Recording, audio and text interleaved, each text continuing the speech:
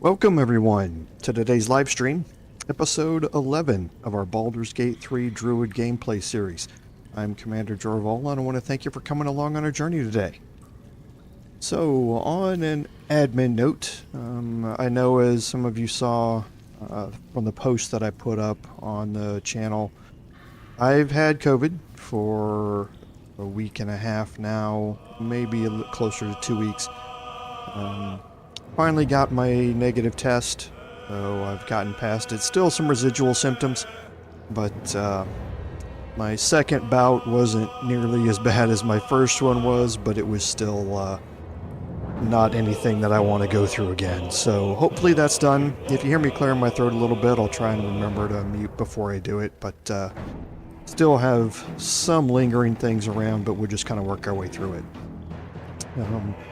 Not really an admin note, but just going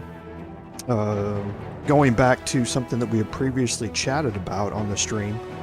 I did manage to watch the Dungeons & Dragons Honor Among Thieves movie. It was good. I mean, I'm not one that, critiques movies a lot. If I enjoy the time watching the movie, it doesn't matter how fantastical or anything like that is about it.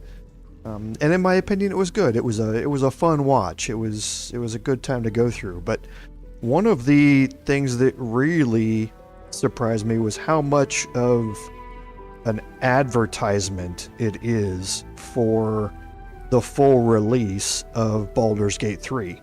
And how Baldur's Gate 3 Early Access was advertising for the movie before it came out. It was really amazing, all of the things that were in the movie that are also in Early Access, let alone things that we are hoping to see in the full version of the game. I was really a little shocked to see Volo make an appearance in the movie.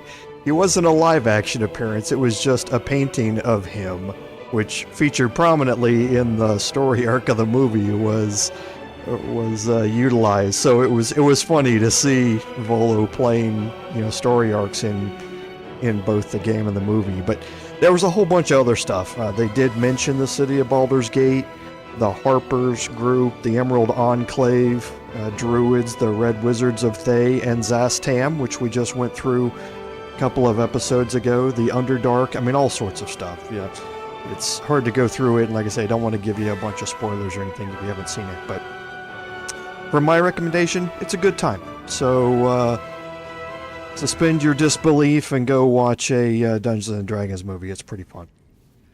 So, on to our recap. Last week, we spent some time working our way through the hag encounter, and then we made our way up to the Risen Road, and we started doing some exploration up there. We got into a fight with some Gnolls, and that's pretty much where we left off. So today we're going to continue on the Risen Road, and we're going to do some exploration up here. Now there's quite a bit of content up here in the Risen Road to deal with. We'll see how far we get through it all, but we are definitely going to go to the Tollhouse to start off today. And then we are definitely going to head to the Zhentarim Convoy encounter. After that, we'll head over to Waukeen's Rest and see how far we get through everything today.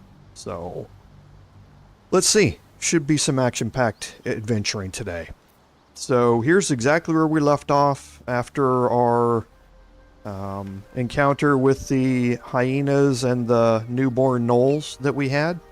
We had done some searching here, and I think all of this is pretty much done. But we need to take a short rest to get our wild shape back, and we also need to get some hit points back. So we'll go ahead and do that. Gale still has a few hit points left to get, so let's just take a healing potion and get that. Still breathing. Now with the last At the ending of our episode last time, we did get our first level 5 level up, and that is going to our druid. So let's go ahead and check out what fun things we have with level 5 here. Okay, so from level 4 to level 5 for a druid, it's really about the spells. You've unlocked most of your wild shape abilities and that sort of stuff already in the first 4. Now you get the obvious hit point boost, which you're going to get, and then you unlock level 3 spells. And this is going to be something that we see with all of your spellcasting classes, that once you hit level 5, you now have access to level 3 spells. Now, these spells are just like cleric spells in that you know all of the spells in the spell book when you get them, but you have to prepare spells for use during the day, and then you can change them during your long rest or once per day. You can change them. So looking at our new level 3 spells, we have Call Lightning. Call Lightning is an AoE spell. It's a 2-meter radius. You can cast it from 18 meters away, so it's got quite a long range on it to be able to cast. And it does 3d10 lightning damage to all targets inside that AoE area. It lasts, as you can see, it lasts for 10 turns. Most of the time, though, enemies are going to move out of that area, but you can also use it as an area denial type of spell as well. Protection from Energy is another protection spell that you can cast, similar to Protection from Evil and Good and that sort of stuff, except now you get resistance to the elemental damage types: Acid, Cold, Fire, Lightning, or Thunder. Plant Growth is similar to what we have with Spike Growth, except Spike Growth, you take damage for however long you move, and your movement speed is halved. So your movement speed is half, and you're taking damage for every 1.5 meters you walk through it. Plant Growth, however, just quarters your movement speed. So you don't take any damage walking through it. However, it takes you much longer. It takes you twice as long to get through that area, basically. So in my mind, it's very situational. It's just an inferior version of Spike Growth in my minds. They both have an 18-meter casting range with a 6-meter area of effect, so they're still, similar in that regard, but without the damage, I think Plant Growth is a little bit weaker. Sleet Storm is very much like Call Lightning, except it has a guaranteed disruption or a guaranteed break of concentration for any spellcasters that are in it. It also creates an ice surface here. It also puts out fire. So this could be useful. I've yet to try it in a playthrough, but it could be useful, for instance, since it creates an ice surface. In, again, area denial. If creating an ice surface means that you can slip and fall while you're going through it, then it could be, very similar to like grease or something like that, with the added bonus that it guarantees to cut the concentration of any spellcaster who's caught inside of it. And with such a large area, that can be quite useful. Daylight is just what it sounds like. Just like Dancing Lights and the light spell and that sort of stuff, it summons a sphere that for 15 meters around it illuminates the entire area.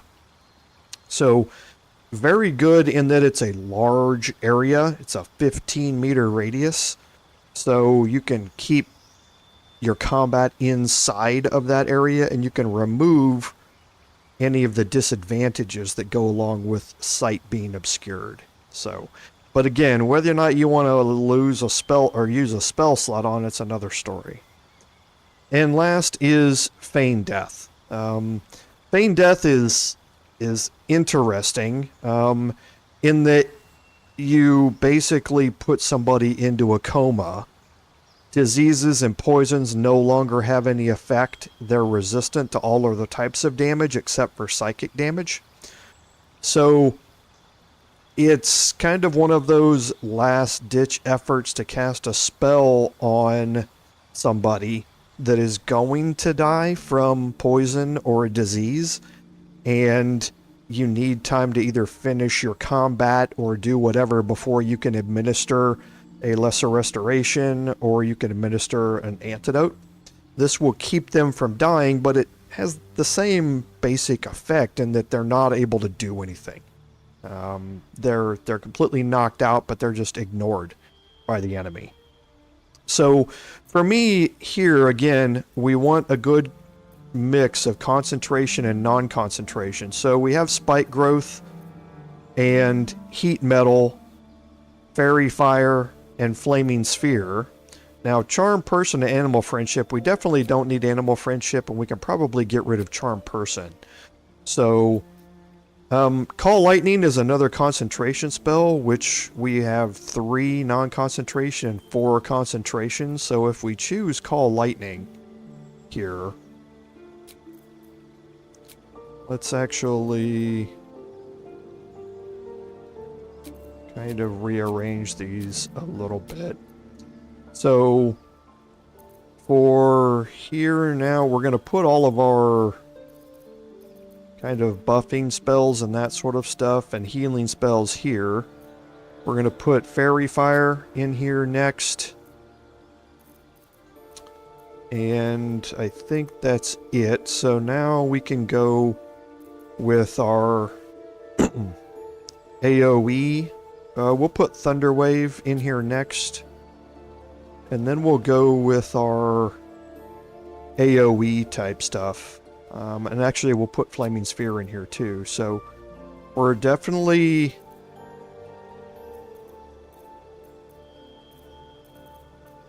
looking to see whatever else I might want to choose here. Because we're definitely going to take Spike Growth and Call Lightning. That's going to leave us with 2 spells left. So... And remember, with Lesser Restoration, we have an amulet that does that.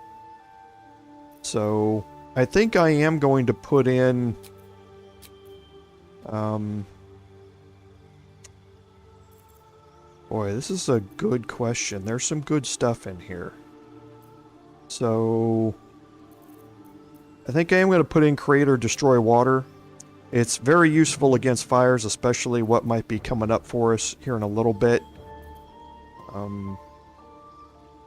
I don't need Bark Skin, and I don't want to keep the concentration up. So that's 3 and 1 concentration here. So I think I'll go ahead and put in my others now. So let's put in Thunder Wave, put in Flaming Sphere, put in Spike Growth, Call Lightning, and Sleet Storm. So we've got 1, 2, 3, 4, 5 concentration and 4 non-concentration, so I think that's a pretty good one. I'm going to put Sleet Storm in here simply because of the guaranteed disruption of spellcaster concentration. If you can't get a melee hit off, and even if you do, they get a saving throw against it. Sleet Storm, they don't. So I think that's what our prepared spell list is going to look like. So not a whole lot new for the Druid from level 4 to level 5, except the spells that you get access to. So, all right. So here we are. So we're going to continue on this way. And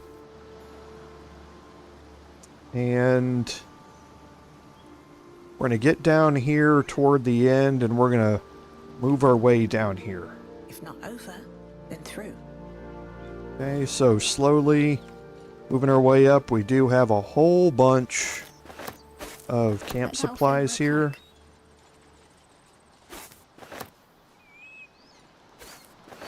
That we can pick up, and we'll send all of these to our camp as soon as we've gotten them all in our inventory and they're all stacked up.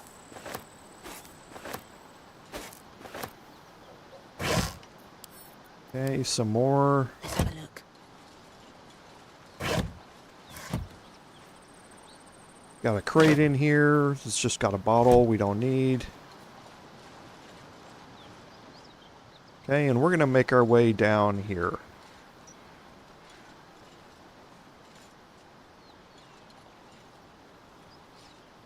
Okay, and again, just moving in short movements. Just in case we run into any dirt mounds. Now we're going to make our way down here.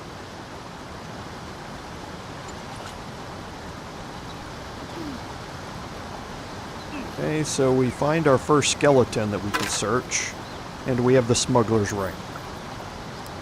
Now it's extraordinarily important that you pick that up. And when you look at Astarion, the smuggler's ring gives you sleight of hand +2 and stealth +2. Those are straight upgrades to him, especially with sleight of hand, for his lockpicking and that sort of stuff. You look at his character sheet, you can see he's now down to 9 charisma from 10, so he's now getting a -1 to his charisma ability checks, but we weren't using him for charisma-based things anyway.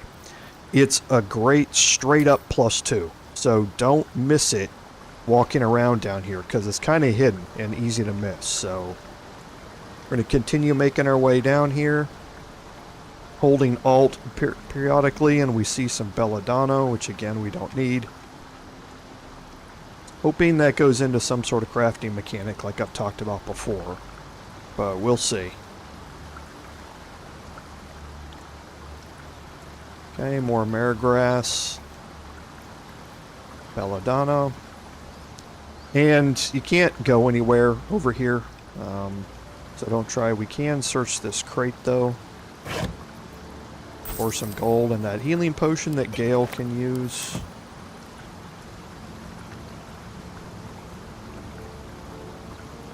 Okay, holding Alt again periodically as we go. That's curious. Okay, so we found a rock here. Okay, we can't move it. How can I help? Everybody's in the way.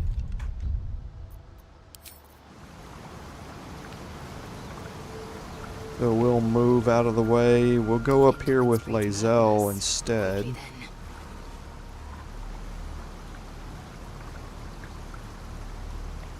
Okay, so looking to see if we can move it anywhere.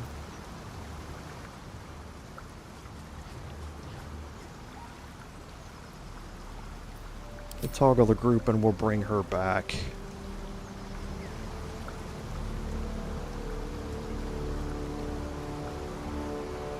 Okay, doesn't look like she's able to move it. I don't think her mage hand can work either, but we'll test it.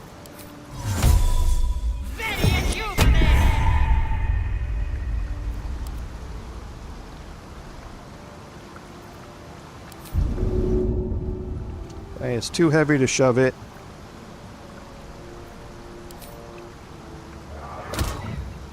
Okay, yeah, she can't move it around either. Not entirely sure what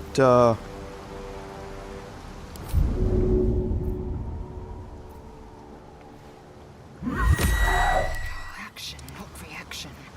what the interaction there is. If anybody knows, let me know in the chat.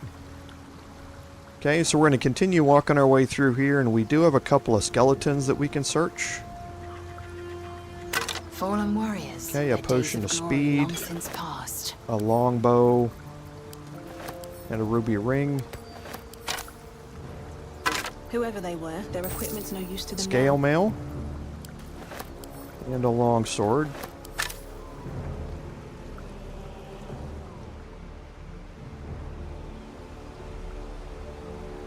Okay, and then you can see we have a cragged rock which takes us right back up here to the top of this area. So I don't think there's anything else down here. We'll just go over there and check it out. Ready. Okay.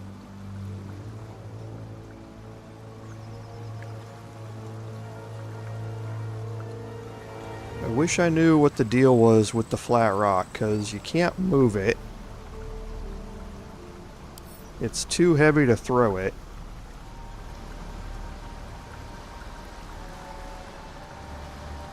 Okay, so we're going to make our way back down the way we were.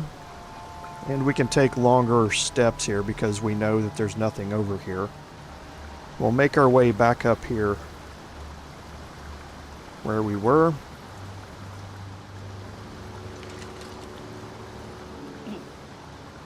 And now go back to moving in slow spurts here.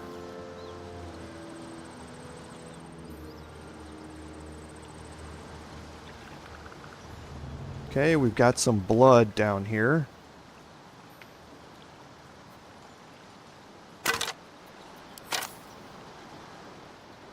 Okay, and you can see Karlach sitting over here.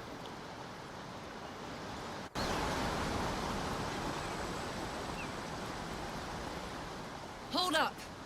One more step and I'll put a bolt through your eye! No sudden movements or you're dead. You looking for me? Hurt or not, I won't miss. Lung, heart, arse, or eye. Take your pick. Tell me what you're doing here. Now. Okay, so we have the same 50-50 chances here, so we'll try persuasion. We can add in guidance here, but it's a DC of 5. Oh boy. Oh no, that's bad. My first roll of the stream is a nat 20. That means the rest of the stream is going to just be horrifically bad luck. Alright. Maybe the blood loss is making me soft. But I'm going to trust you. For now, I'm in a tight spot. I might not be able to get out of it alone. Alright. Come on over here. But fair warning. You might find this hard to believe.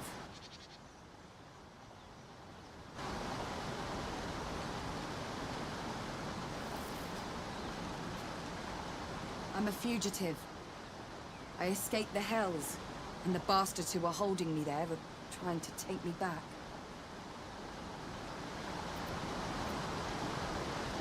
Really? You're serious? As she winces, agony shoots through you, as if your bodies share the same wound. Then you're lost in visions of demonic armies as you tear through a landscape of fire and blood. The Blood War. You saw it from above as the Nautiloid passed through Avernus. This woman was on the front line. Starka! What was that? You were inside my head. Hold on a minute. You were on that ship. With the tentacles and the worms. I didn't think anyone else had survived. I boarded in Avernus. That ship was my way out. No. I just saw a chance and I took it. That ship could have been heading for Sigil or Limbo for all I cared. Anything was better than staying. And I'll be going straight back if those imp fuckers catch me. I was a prisoner, forced to fight in the Blood War. The eternal battle between bad and worse. Most souls in Avernus are just meat for the grinder, but not me. I held my own. More than. Turns out that I've got a knack for killing demons. And I enjoy it. And that made me a valuable asset. Devils don't like to lose their assets.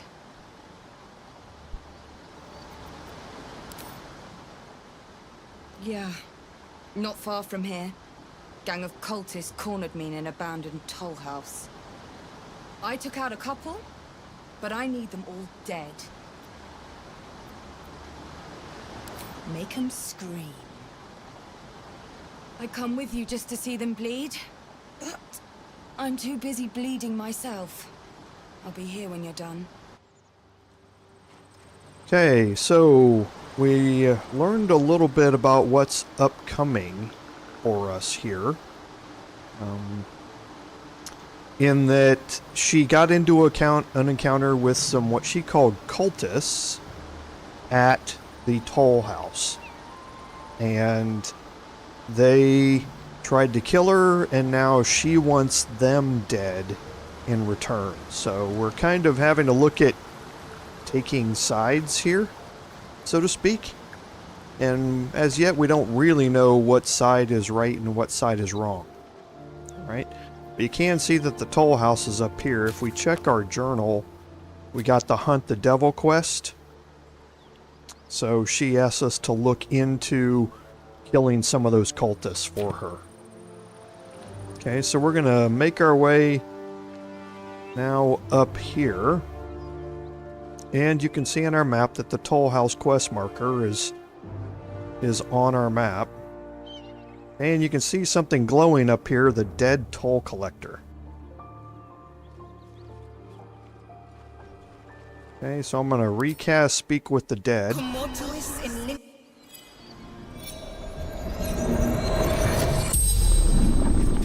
The corpse regards you lifelessly. And the Speak with the Dead spell is in the Dungeons and Dragons movie in actually quite a comical way.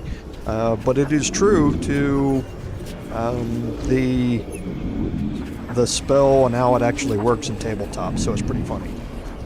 Hey Assassin, good to see you again. Thanks for stopping by. Appreciate it. So yeah, the spell on tabletop is limited to 5 questions. In the movie, it was also limited to 5 questions. Like I say, it was kind of a comical way to see it used. Vance. Toll collector.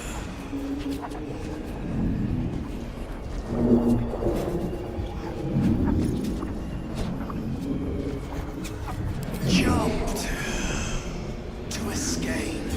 Broken.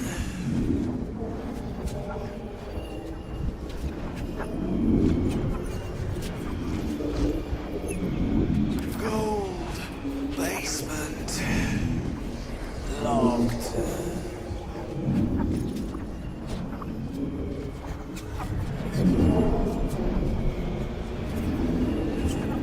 I fell.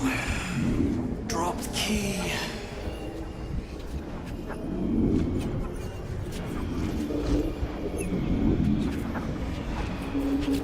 Anywhere.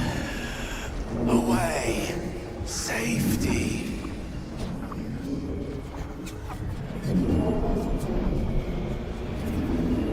The spell is powerful. So there you go. 5 questions, and the spell goes away. Okay, so the toll collector mentioned a key. Now, while we were walking around, I specifically did not hold Alt while I was moving around. But if you hold Alt as you're moving around down here, there's the toll collector's key. Now, the clue to it is that he was up here, he fell here, and as he fell, he dropped it. So it would be in line somewhere around in here, and that's kind of where it is. You can barely see it over here laying on the ground. Don't mind if I do. Okay, and as you said, that's the key to the basement. So looking up here is the Tollhouse, and we have Tyrell up here at the top, who is a traitor. And we have a ladder that takes you up this way. I'm actually going to continue on And I'm going to head up this way.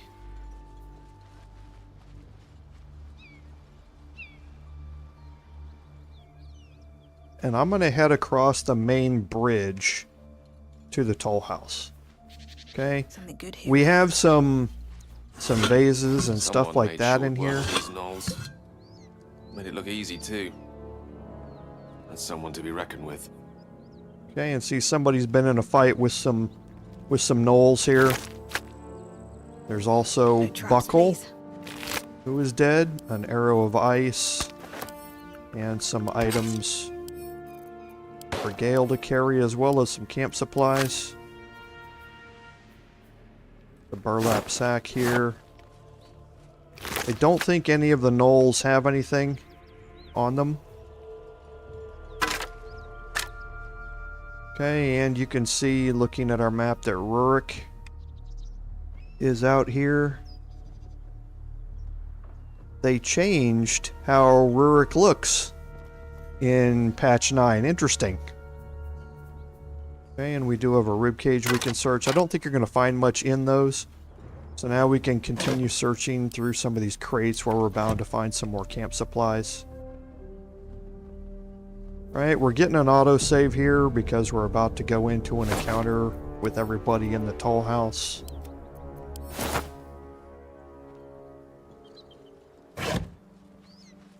Okay, nothing here. We'll search this knoll. Actually, we'll just continue searching out here and then we'll talk to Rurik afterward. These Gnolls hitboxes have changed a little bit too. Cut it out. It's worse Okay, than more camp supplies, which is good. Again, we're going to need some camp supplies. We're going to take a long rest after this. We're going to be getting a little low on our spells, on our spell slots. So we're going to move around the back here and do some more searching outside real quick.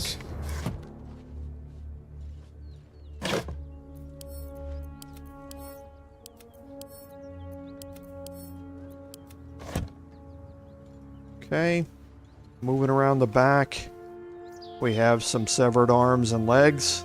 Not a pretty sight back here.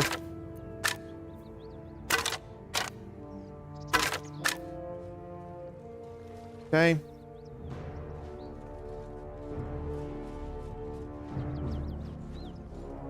And then nothing else for us to see back here.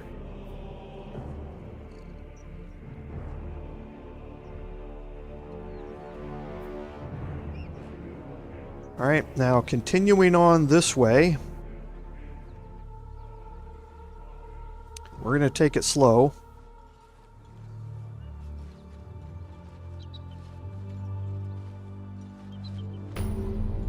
Bodies everywhere. We discover Accident or sabotage.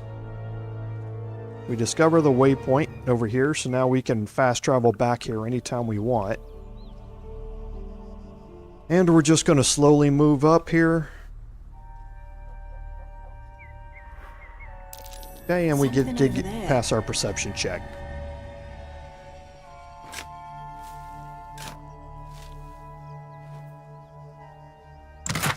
Okay, another arrow of fire for Astarion.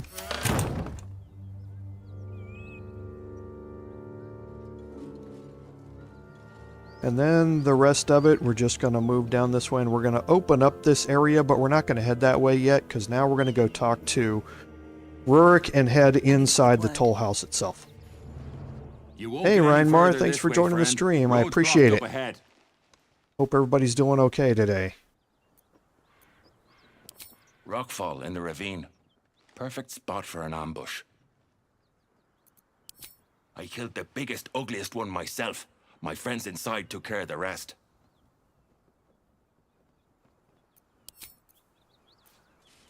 Okay, so he said he's got some friends inside. So Reinmar says the price for the game is raised around $10 this weekend. Did the pre-order time run out? I know it was listed on It was listed on stream as pre-order. I didn't look at it today to see if it had changed and went into its just a regular order status, and that's why the price went up. But either way, don't know. Maybe they've seen a whole lot of downloads of early access and just want to capitalize on the cost.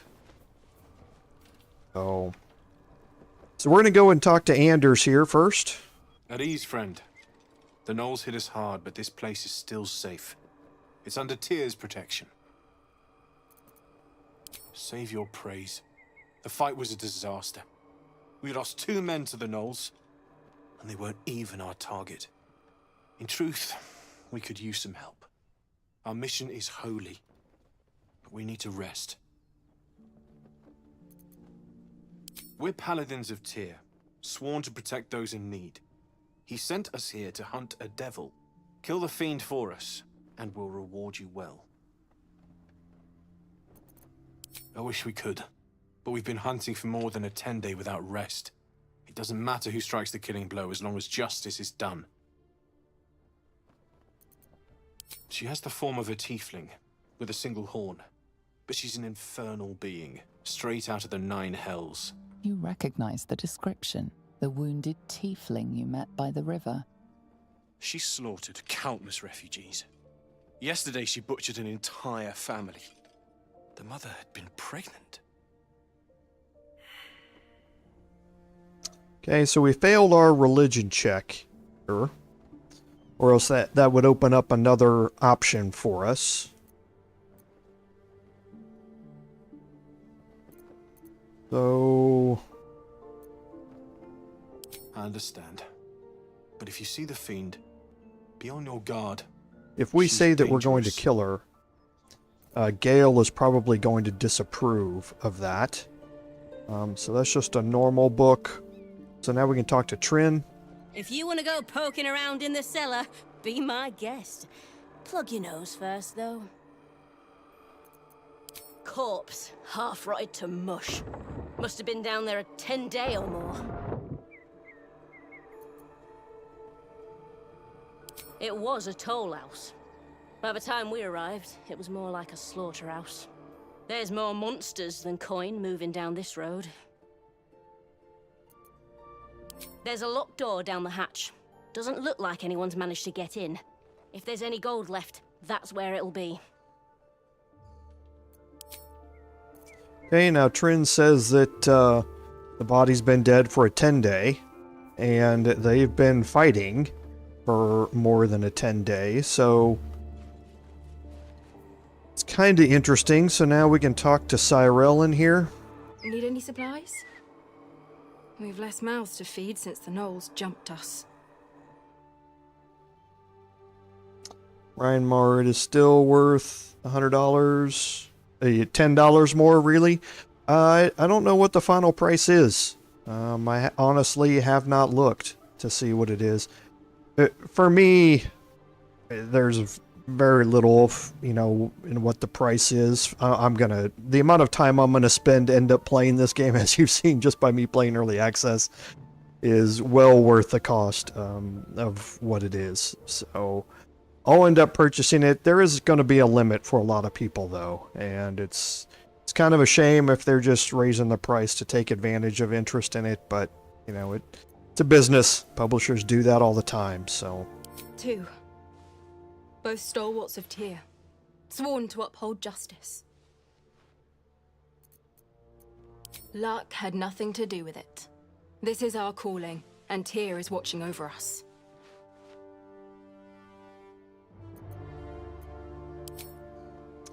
okay, so now we have an opportunity to go through and sell off a bunch of items that we have here.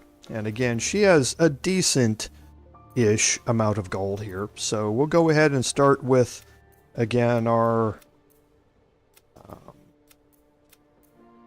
higher value and higher weight items.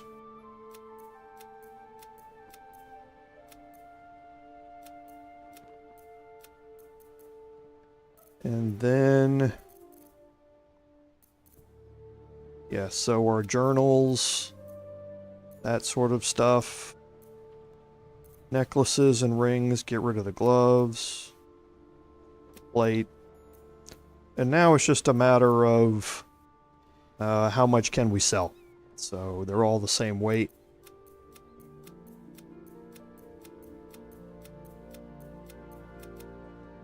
Okay, so we're just about out here.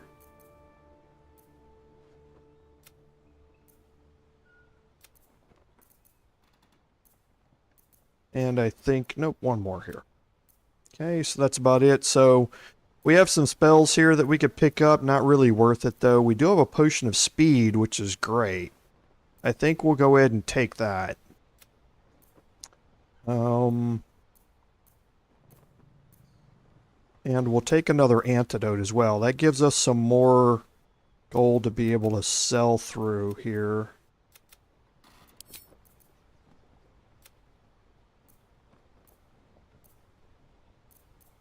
Okay, and that should be good. Okay, so now she's done. So we do have some other things that we're going to end up selling that are being carried by other people just because of the weight that we can now move onto her, or onto Gale, I mean, to sell at a later date. Now we've got 5 potions of speed, which is great. We're going to be moving those around. So let's go ahead and clear up some of our inventory here of these items that we picked up.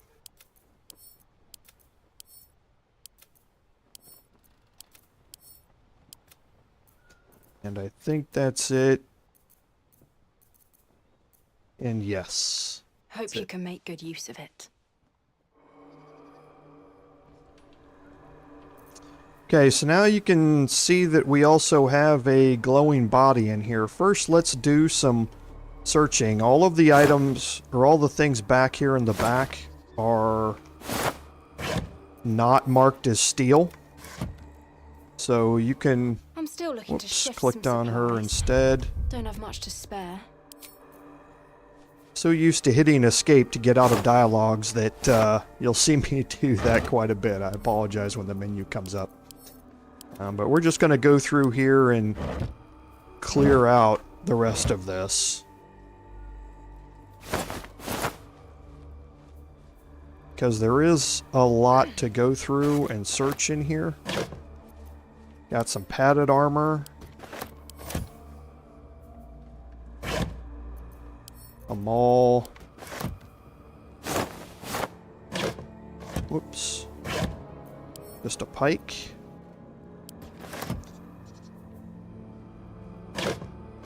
And we'll just continue on searching through most of this and see. Again, as we've already known, I'm very thorough when it comes to searching this stuff. Everyone's going to have their own decision to make when it comes to searching things as to whether or not, how in depth they want to go. So holding Alt as I do this. And more camp supplies. And you can see that she patrols this area. That's going to become very useful later on.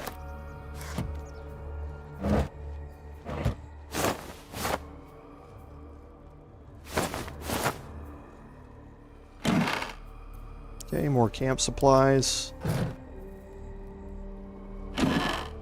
Cupboard with some gold and a cup we don't need. We do have a supply pack.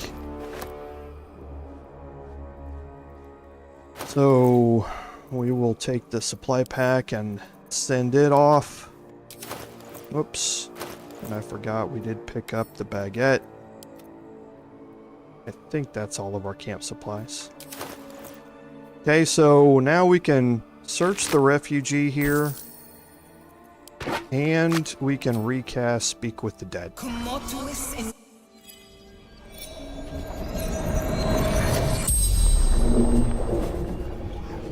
The corpse regards you lifelessly.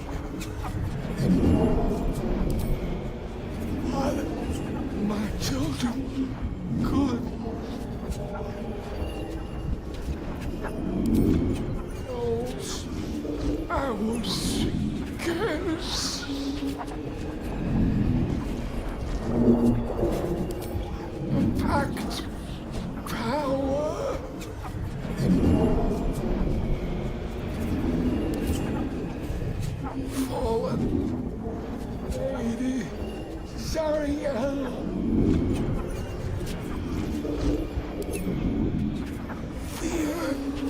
to survive. The spell's power wanes. You can ask no more questions. Okay, so they made a pact with Zariel, and that name is familiar to us, but we'll go down here into the cellar first. That body's Okay, so ripe, I need to Lae'zel drink has the something she blubber wants to say. fork. Fools, each and every one.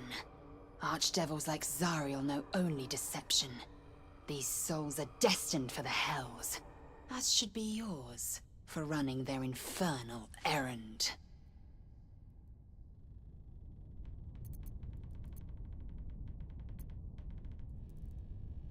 Chakra, I will not deny the allure. I have felled many a beast, but no devil has yet tasted my blade. Very well. We find this one-horned tiefling and collect our prize. But take care with your bargains. You flirt with infernal forces few can resist.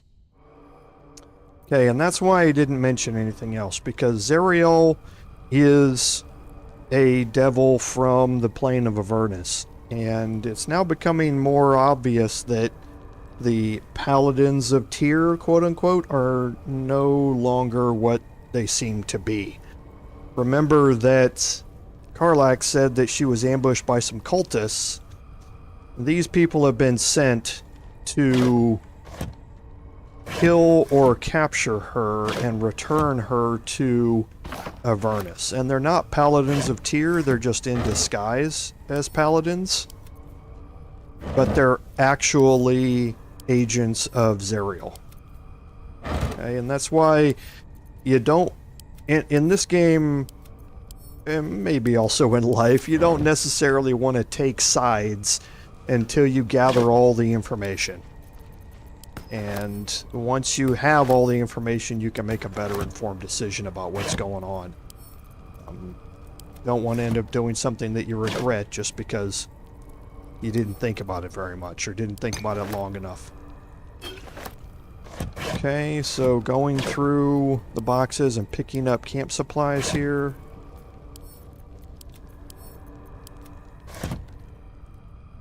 Okay, and we have more crates over here.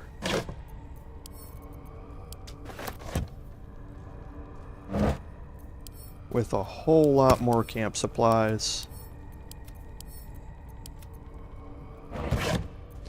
And in the full version of the game, you're able to loot camp supplies like this. Then you'll probably be able to loot all of them that you need at the start and then never loot any more again. So you can see from our mini-map that we have some other areas here that are behind this locked door, but we also have a dead toll collector that we can cast Speak with the Dead on.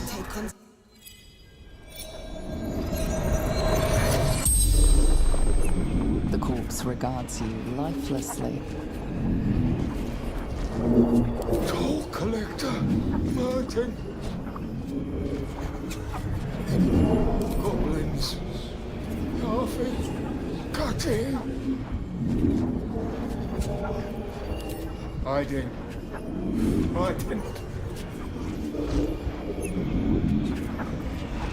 Gods, abandon me. Advance.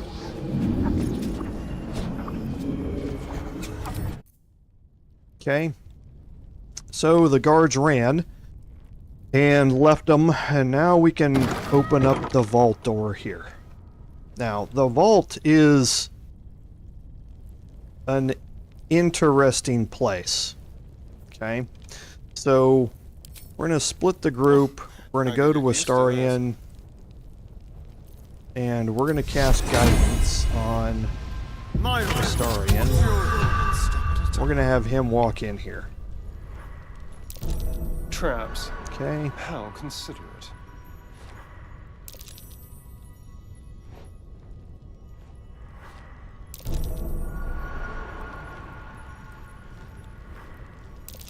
Traps. As you can see, How considerate. he's finding a lot of traps. Okay. There are traps about. Now, they're vent traps. We've seen those before, right? So, stepping on them doesn't do anything. Yep, we failed our perception check there.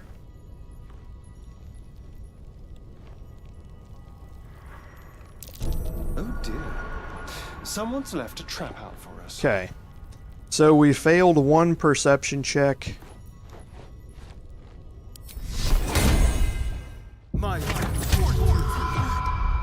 So we'll cast guidance here and we'll kind of walk around to this corner.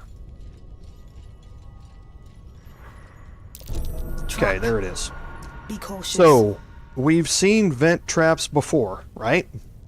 We know that something is going to trigger them, and we can go around and we can disarm them, or we can pick up items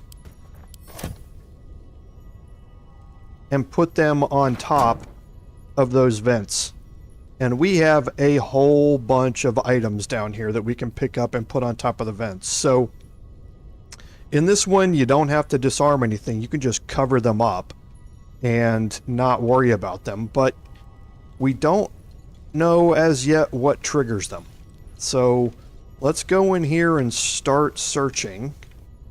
What's inside? And again, I think I've got enough basic poison. Another potion of animal speaking, that's good. I don't have to use a wild shape to talk to an animal. More camp supplies. Even more. Again, a whole lot of alcohol, so we're gonna have a good time when we get back to camp. Holding Alt. Nothing. We can see some broken padded armor. It's still worth 70 gold, though.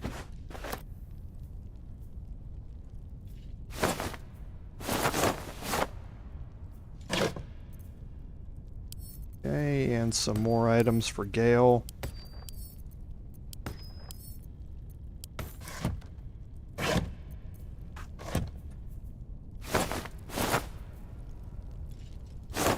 Alright, so we do have a traveler's chest back here in the back. Is good for some more gold. And a wooden chest. Nothing in it.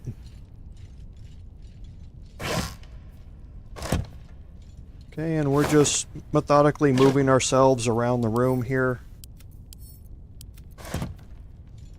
Picking out these items to search. And we're not going to forget that we have some stuff behind us. Now we do have a bunch of camp supplies. We have some wine up here.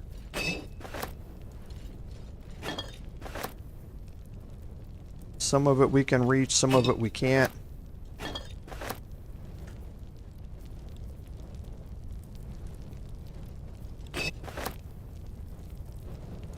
Okay, some bottles.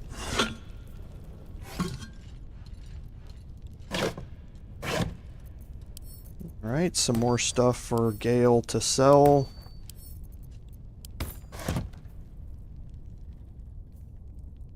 Just some more bottles, and then don't forget that we do have crates here in the middle.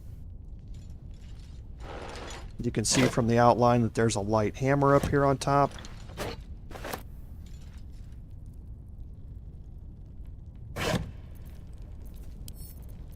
Like I say, we'll end up selling those. More potions of speed. We're going to distribute those, like I say, here in a little bit. Because we've got quite a few of them now. So we can actually utilize them a lot when we get into our more stressful combat situations.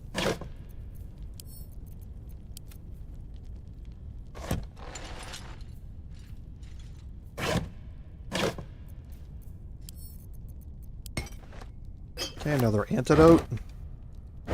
And one last crate here with some camp supplies. Okay, so that cleans out everything in this room.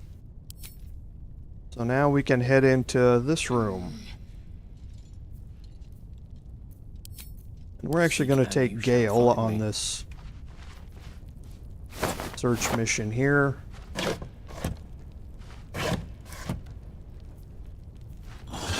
And the vases don't normally have anything in them in, again, early access, but don't want to overlook them in the full version.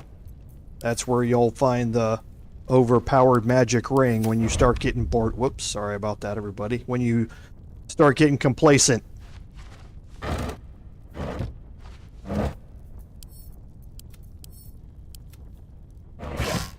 Okay, more camp supplies.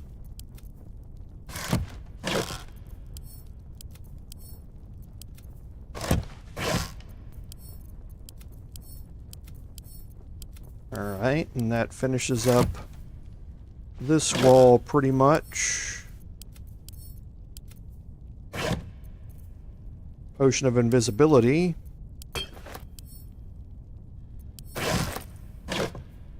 And the studded shield.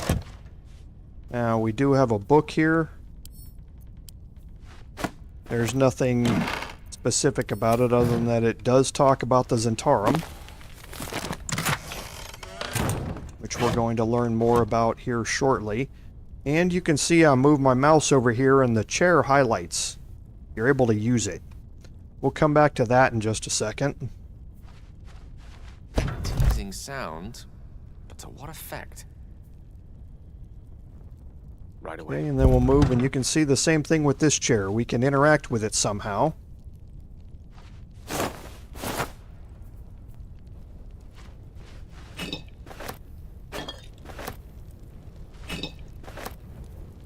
And we're going to skip searching all of these vases because, again, we know the deal.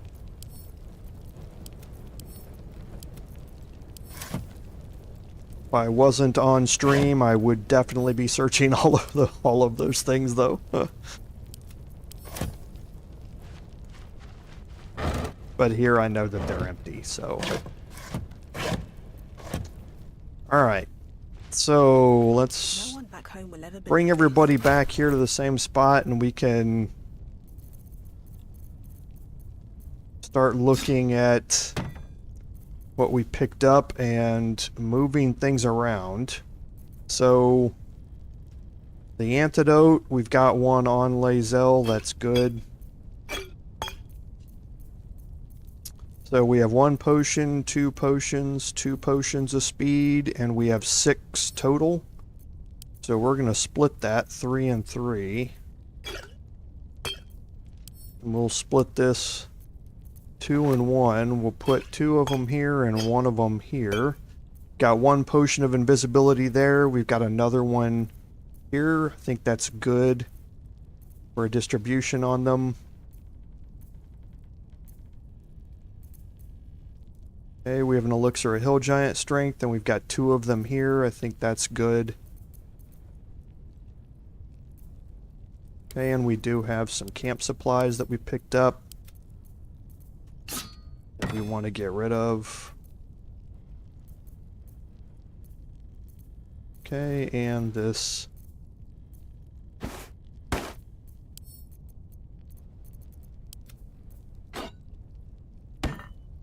Okay.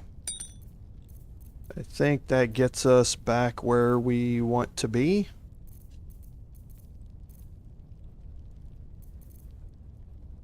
Okay. So now these chairs here, you can see from minimap that there's a room up here, and it looks to be out here somewhere. So how do we get in there? Well, the trick is with these chairs. So we're gonna take Gale Lovely day, this. For now. and have him interact with this chair. He sits down and it makes a click. Okay, so we're gonna have Lae'zel interact with this chair.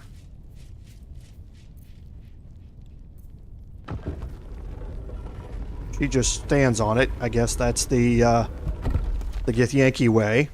And now we can move Astarion up here toward the entrance. Okay, so now here you can see that there's a plate on the ground here when you walk in. That is the trigger for all of these vent traps. Okay, so you want to be careful when you're moving here, and you want to jump past that plate. Don't take a chance that you're going to walk by it and run into it. Just jump past it. Okay? Now his perception's failing because there's more of those vent traps on the ground in here. Right?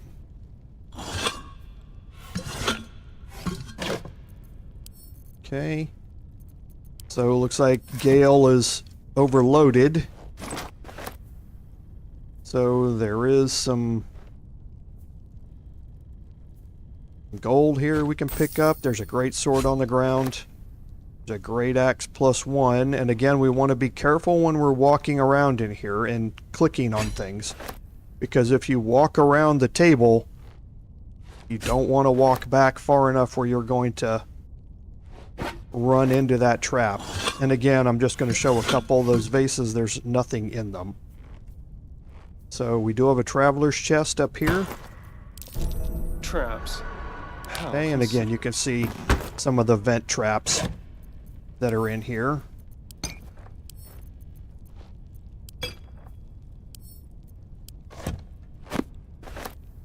Okay, we have a helmet. Great sword sitting at the back, a shield, another shield, some metallic gloves. We have a candle here, and we have a wooden chest that has the gloves sucre in them. Take the gold, potion of healing and greater healing. There's a plate that's worth some money. And a bronze necklace. Okay, so now we've looted everything in here. So again, we're going to move up to here and we're going to jump to get out of this area. Subtle steps. Okay, so again, looking at our inventory here, Astarion's picked up a bunch of stuff, but Gale is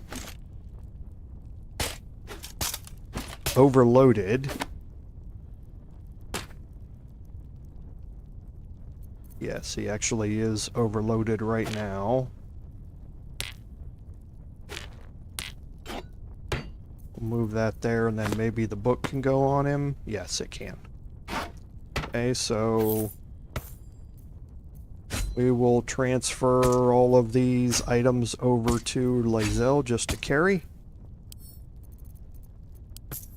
I think the plate's too much. Nope, he's okay. Metallic gloves and the 2 shields that he picked up. Okay. So now we picked up Gale's actually short one.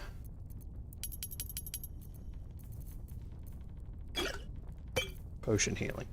Okay, so we picked up the gloves of succor. This comes with warding hands.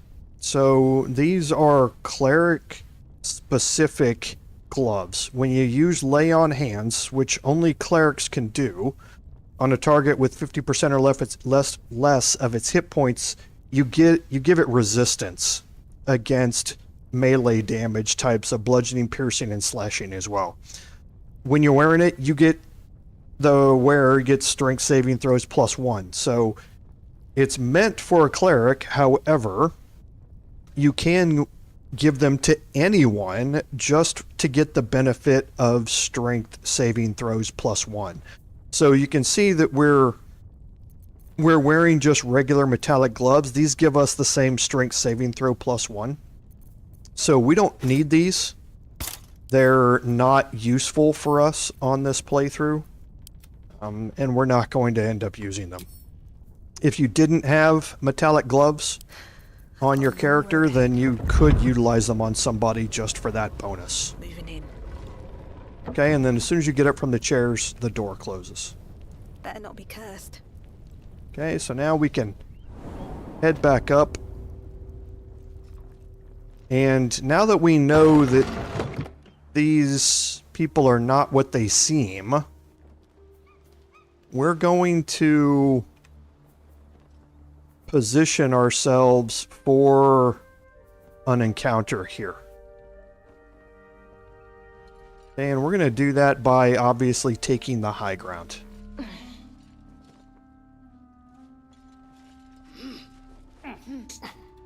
Okay, so you have this balcony, which is accessible from here, from this ladder that we just came up. It's also accessible by jumping up to here. So if the character has a strength, they can jump up to here and then they can just climb up here.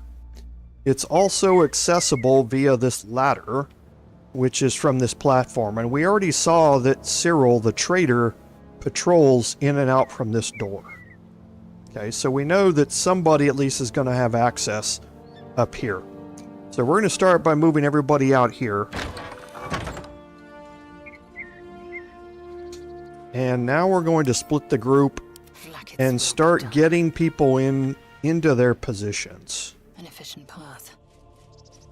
Okay, and part of that is going to be getting them into locations where they can't be seen.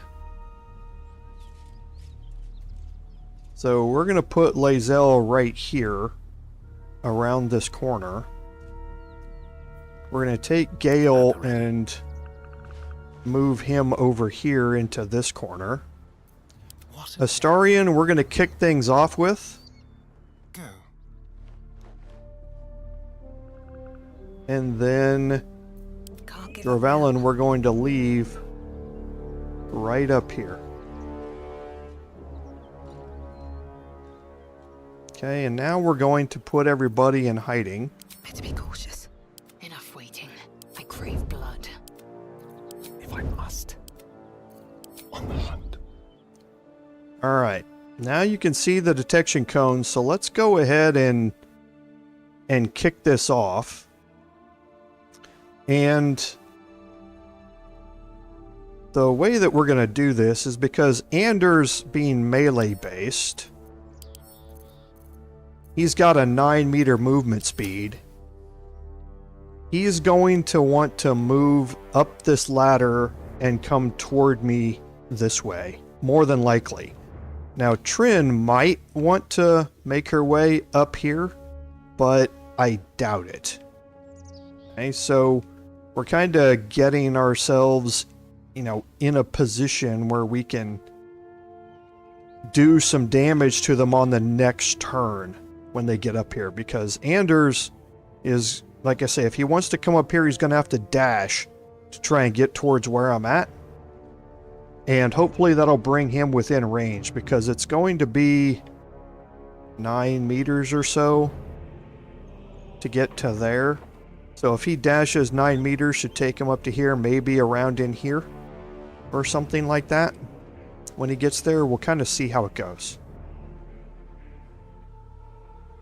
But we don't want him to be able to dash and get into a place to be able to attack Astarion on his turn. Just like old times. Okay, so he's still hidden here. So we're going to go ahead and kick this off with a sneak attack ranged.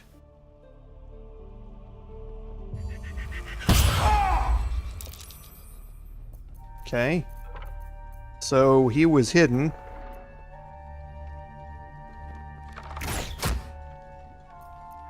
I'm not expecting this.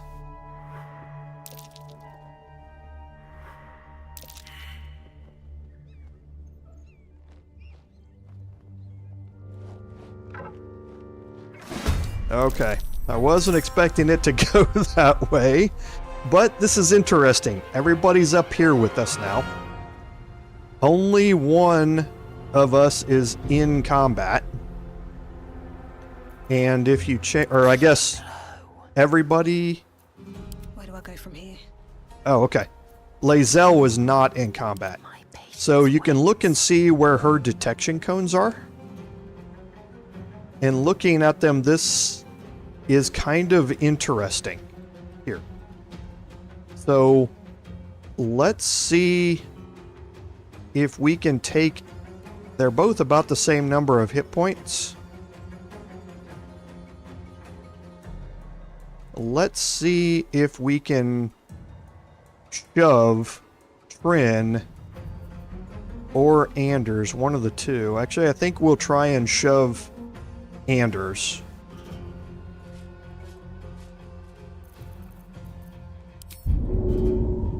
Off of the ledge here.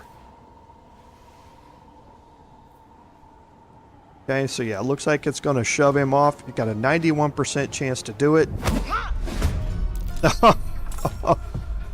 You're kidding me.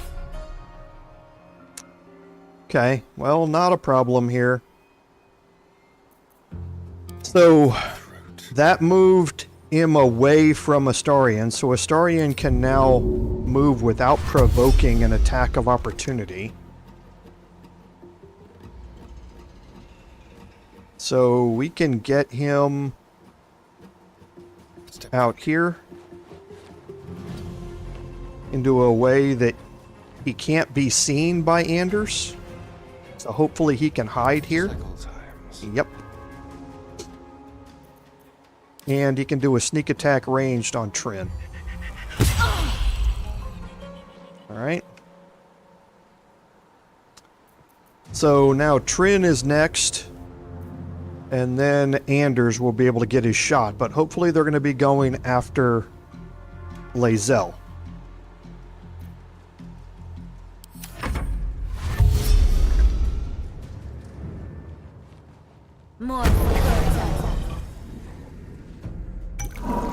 Okay, so Rurik has poisoned his weapons.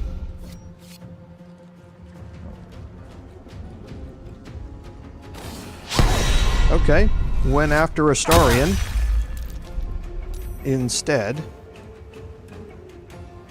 Which isn't necessarily a bad move for him to do. So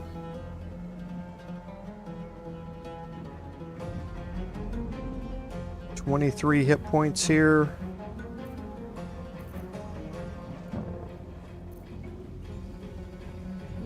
I think we're going to wild shape here.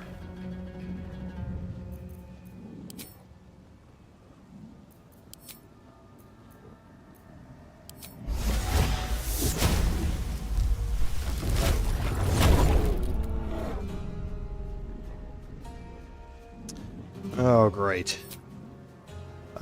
Oh, no, I'm not. I can move. Have to keep going. Okay, and now we'll get a claw attack off. Perfect. And now Cyril, who's down below us somewhere, is going to get it. Oh, there she is. And she is going to move up the ladder.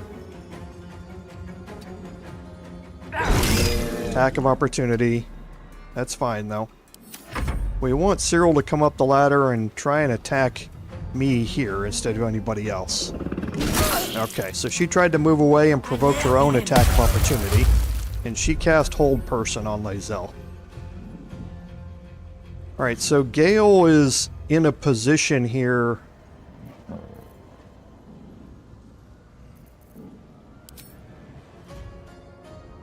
I think we're going to try and cast Ray of Sickness here to try and remove that Hold Person. Into the fray. Okay, so she made her concentration saving throw, which is not good. Okay, we still have some time though, because Astarion, where he's sitting, I think he can probably be seen down the corridor here. But let's dash.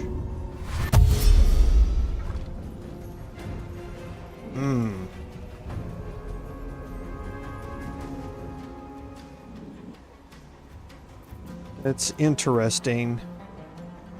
I think we again want to try and remove this. Let's use an arrow of roaring thunder.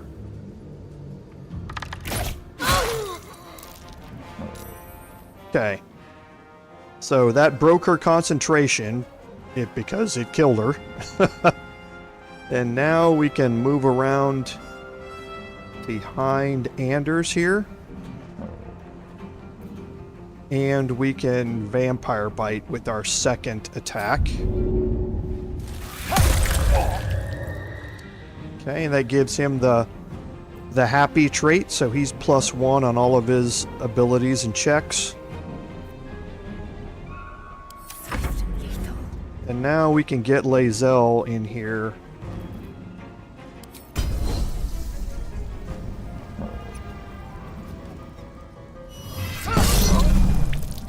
Okay, to end that off. And now we're going to take this opportunity to move Lae'zel, to start moving her Taking position. around here. Because Rurik is not going to be able to get up there and over to her without dashing. But we want to get her in a position to be able to deal with Trin and Rurik when they come up here. Okay, so here's Trin's. Here's Rurik. He threw something at us. Great. Okay, so for me, let's just move to here and then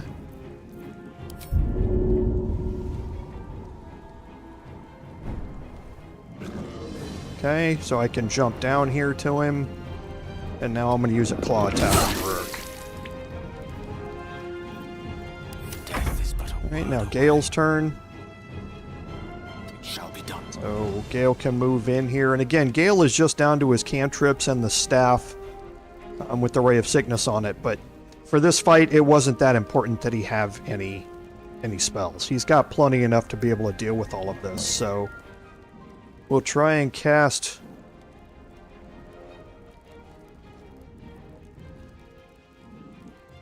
Let's see here. We've got an 85% chance to hit Rurik.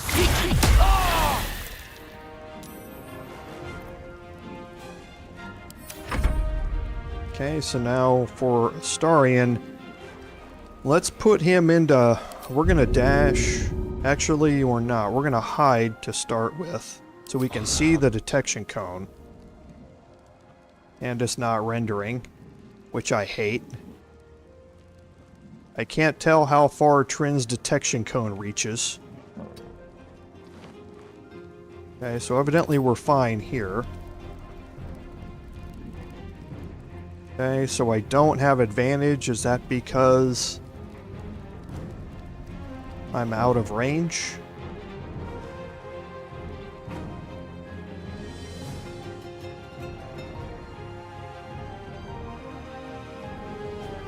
He's not hidden anymore. Okay, that's why. Her detection cone must be keeping him out of hiding.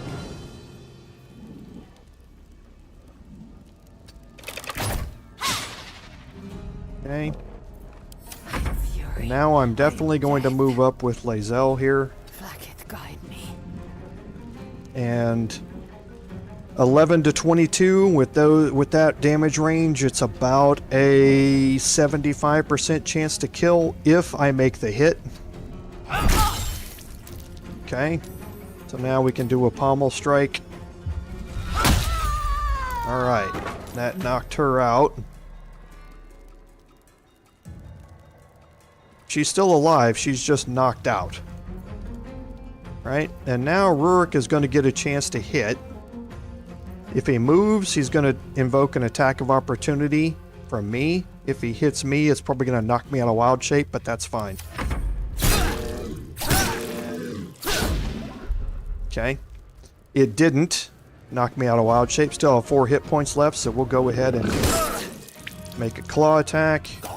And then Gale can probably... Well, I guess he's only got a 10% or 12% chance for this to kill.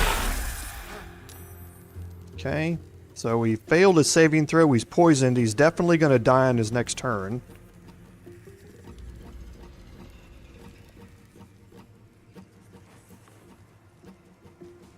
Oh.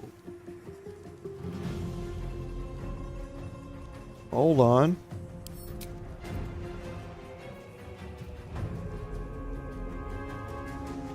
So, that's interesting. Gale cast Ray of Sickness. Rurik was poisoned, but I was also poisoned, which downed me. He failed his saving throw and took 6 points of damage. And it says Gale killed Rurik. I didn't. He's still alive.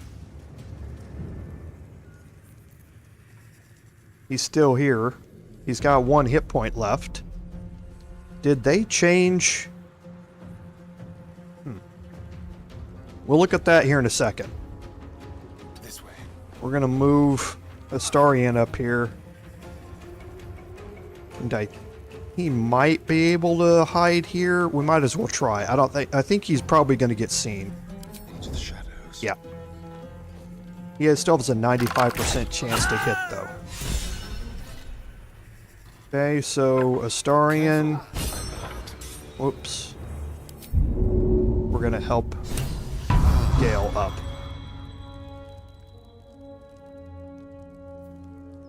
Okay, now while we're on Gale, let's look at So might as well. the staff.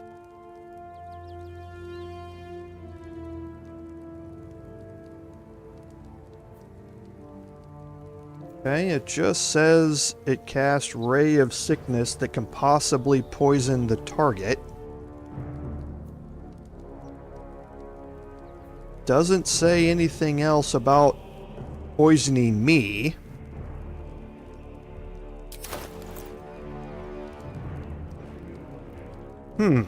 That's very interesting. Looking ahead. I'm going to dismiss my wild shape here.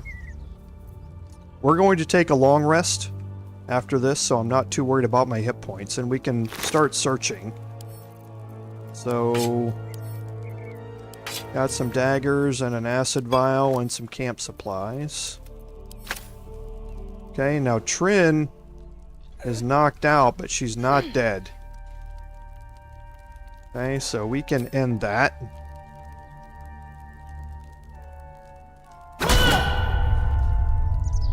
Okay. Unconscious opponents, oh, that's always a crit. Alright, some stuff to carry, some more camp supplies. So... Should mind my step. Moving around here, we have some padded armor. Interesting. And we can search Anders here. Anders has a long sword, some scale mail, and the Sword of Justice. We'll look at that here in just a second. And we'll move over here. So, Elixir of Force Resistance, Melf's Acid Arrow, and Mirror Image. 4 Scrolls of Revivify. That's nice. Okay, now this is her inventory of what we sold. Okay. So, what we're going to do actually is move out of the way and have Lae'zel come over here and do this searching. Because most of these items are going to go to Lae'zel anyway. Except for the supply packs, which are going to camp. Okay, so we'll just take all of it. Have a lot on my mind. And, well, in it. Alright, so we can put our group back together, and you can see now everybody else has leveled up. So let's go take this opportunity to level up. Then we will take our long rest. And while we're resting up and all that sort of stuff, we'll get ready for heading out to our next area. So look at Lae'zel and level up. Now, as a fighter from 4 to 5, it's a huge benefit. And the way that it's a benefit is not just because of the big hit point pool that fighters have, but because they get an extra attack at level 5. They have an additional weapon attack that they can now make while you're making your first weapon attack. That doesn't mean that you can make a weapon attack, do something else like your bonus action, and then come back and do an extra attack. The extra attack happens right immediately after you've performed your first one. It basically allows you to make 2 swings with whatever your weapon is. Now, because she's Githyanki, she also gets access to Misty Step as a cantrip. Again, huge. This is through early access when we were playing the patches up through patch 8. one of the things that made the Githyanki patrol encounter so difficult is that they could Misty Step to get up to the bridge next to us wherever they wanted. They could Misty Step all around the battlefield. And you can do this as a bonus action. So for a Githyanki fighter, pure fighter, level 5 is a huge increase to damage and the ability to bring that damage against any target on the battlefield. You no longer have to dash to get close to your target. You can just Misty Step with a bonus action right next to your target and then deal 2 main hand attacks right when you get next to them. Then after that, you on your next turn, you still have access to Action Surge. So you can get so many attacks with a level 5 fighter that it's a huge DPS increase. Okay, so now Astarion. For a rogue, you don't think that there's a whole lot that you're getting here. It's not a big list, right? Your hit points do go up to 38. However, you get access to Uncanny Dodge. This is basically resistance against every melee attack. If you get hit by an attack, you only take half damage because you're able to slightly move out of the way and avoid it. So you no longer have to have spells that give you resistance to bludgeoning or slashing damage or anything like that. You just automatically take half damage. So it's a huge defensive boost for a rogue here in everything that they do. And last is Gale. And again, here's where your spellcasters get into the new set of spells at level 3 they get. And it looks like the game is going, we know what you want. You've been asking for it, so we're going to give it to you. And they, by default, give you the Fireball spell as one of your learned spells. But let's go through the spell list here because it's a long list of spells at level 3. So we know we're going to take Fireball. That's just end all be all. Again, Fireball has a 6-meter radius. However, we are an evocation-based wizard. So we have, and we've chosen the, I can't remember the feat that goes along with it, or the class feature that goes along with it. But if we cast this on a group and we're standing in the middle of it, none of our allies are going to be harmed by this Fireball. It creates little pockets of safety around your allies for evocation spells only, which is, you can see, that's what Fireball is. We're definitely going to take it. 8d6 damage is just incredible damage. They get a dex save to take half damage, but still 4d6 damage is just incredible. So we're definitely going to take Fireball. Animate Dead is basically the introduction to your becoming a necromancer type thing. You can raise a dead corpse to serve you while you're not in combat. So could be somewhat interesting, especially against larger characters, kind of like in the Underdark where we're able to use spores to animate dead. This would give you an option to do that. Bestow Curse. When you curse someone for 10 turns, they get disadvantage on any ability strength or saving throws, or on ability checks and saving throws using strength. Okay. It is melee based, which means you have to walk up and touch them to bestow the curse, so it's not great. Counterspell is amazing, and I was wondering how this is going to work. It basically, whenever someone wants to cast a spell, this allows you a reaction to cast counterspell so that the spell that they're casting has no effect. Okay?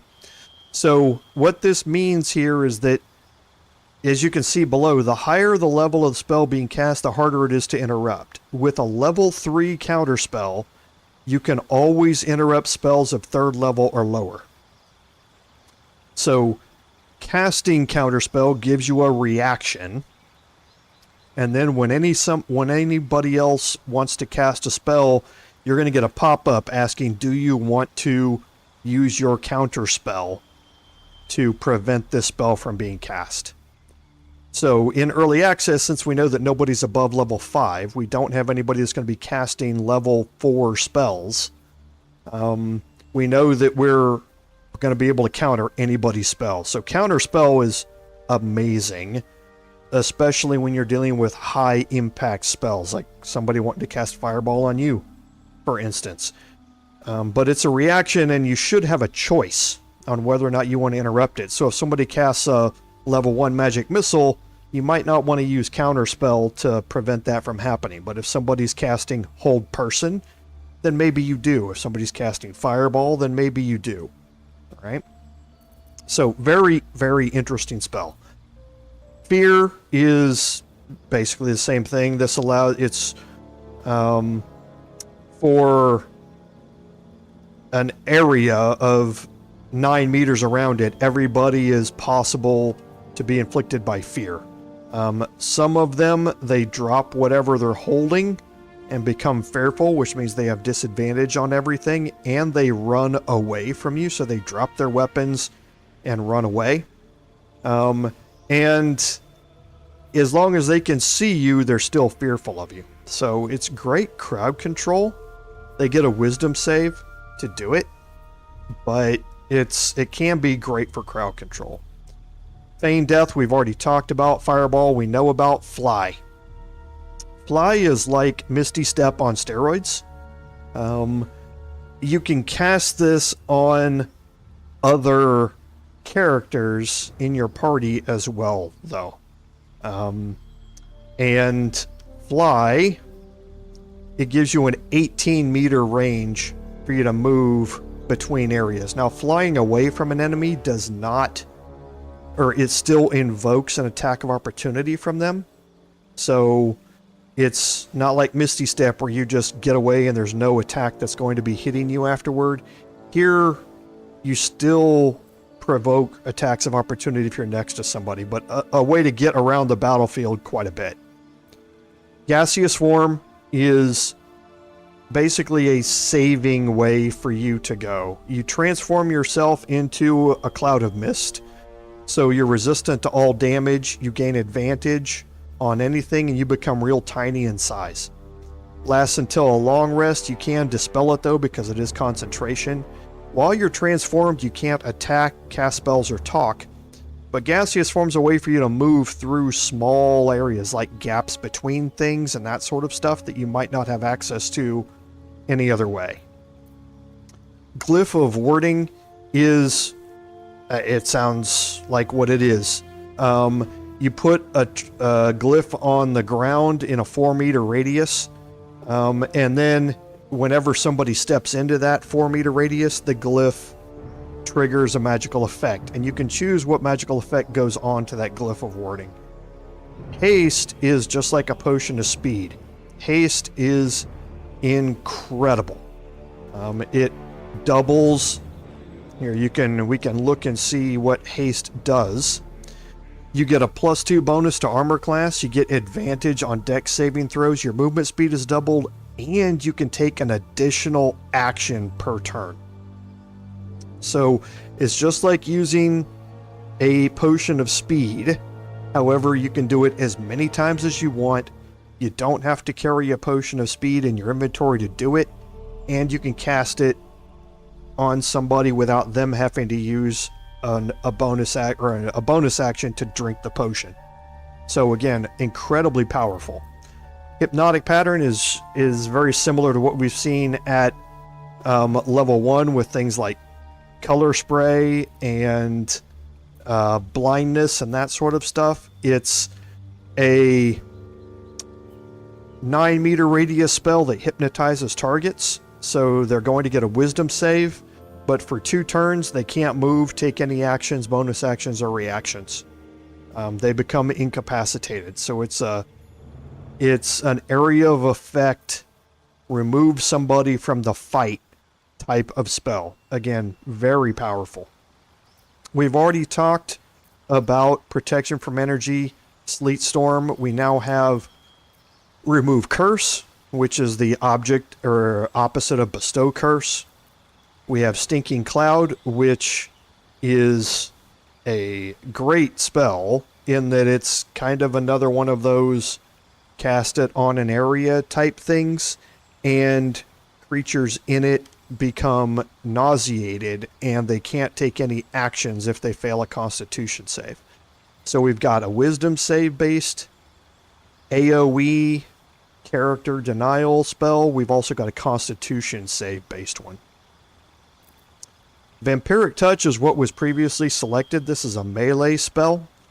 When you touch somebody, it does 3d6 damage, and you gain basically half of that back to you as a heal. Okay? So once you've cast it, though, as long as you can keep concentrating on it, you can reuse Vampiric Touch every time without every turn without expending a spell slot to do it. Okay, so we have some incredible spells here, and it's kind of hard to think about what I want to do with this. But remember, you're not going to have many level 3 spells to be able to cast. So I think what we're probably going to... We're definitely keeping Fireball.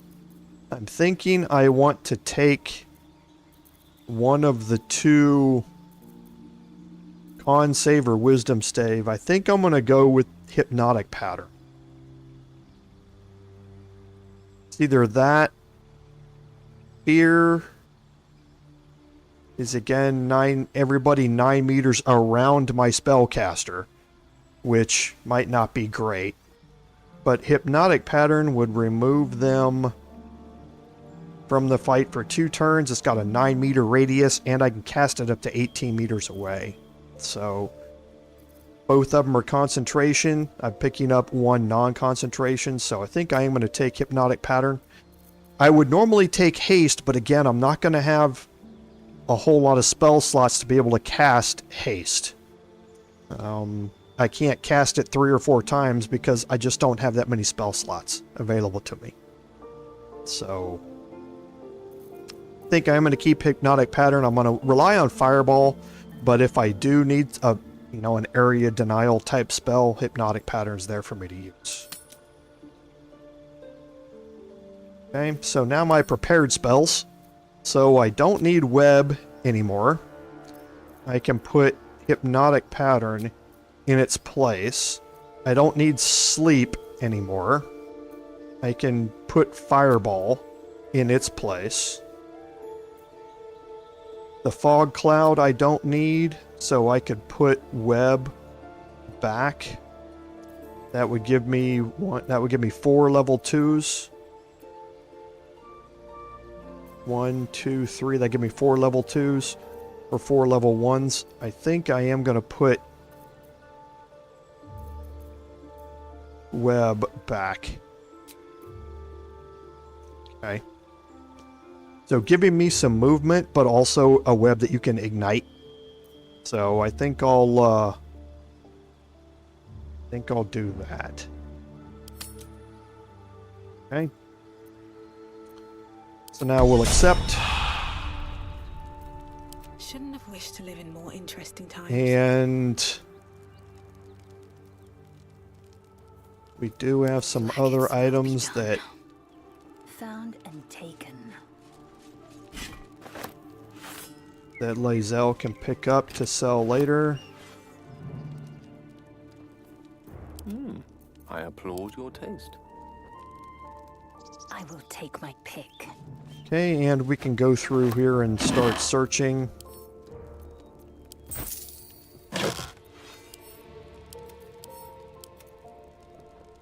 Okay, now we can make our way down here.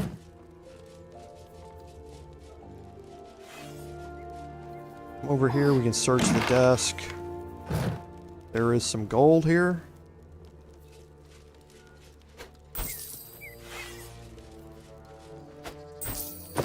Burlap sack with nothing in it. We can pick up the book.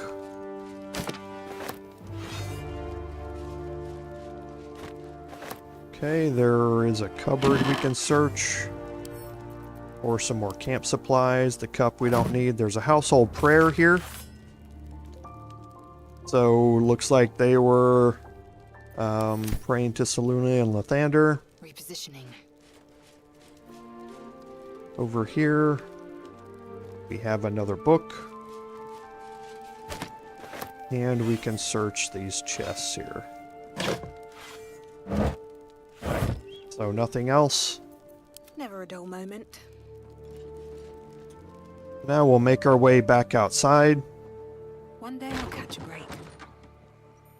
And since we can fast travel back here, let's open up our map and go to Sylvanas' Grove and see if we can sell off. See if he has his gold back yet or not. Feed if you must, Astarion. But give me so much. And you can see that when you gain level 3, you got 2 level 3 spell slots. So again, I'm only going to be able to cast 2 of them. So haste is great to be able to cast it as much as you want and on anybody you want. We just don't have the spell slots to really make that any more useful than the potions of speed that we already have. But once you get another spell slot, then haste becomes, you know, much more viable. Let's see if Aaron has any gold left. It'll take a while for us all to recover, but you've helped us take the first step. Of course. Okay, he does. So let's go ahead and start selling off. Okay, so nothing else there.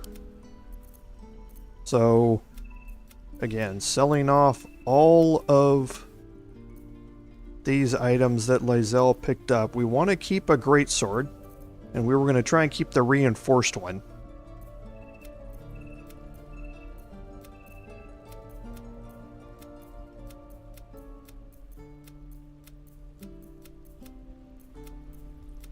Okay, but we know that Aaron has them, so if this one doesn't work for what we have planned for, then we can come back and get another one later on. So let's get rid of these armors, and we should be just about out. Yes. So see if there's anything that we want to pick up here. Scroll of Invisibility, might as well. Can have Gale. Oh, he's already got one. But I'll pick one up so that he can learn it. And then we're going to have Gale sell off some of these high weight items as well.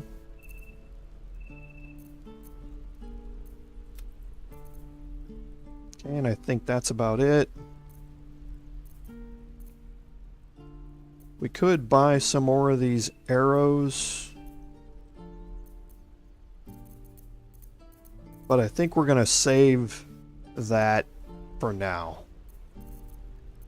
May you keep balance. Okay. So now we're going to head back to the Riverside. No. We're going to head back to the Risen Road. Yes. And we're going to take our long rest.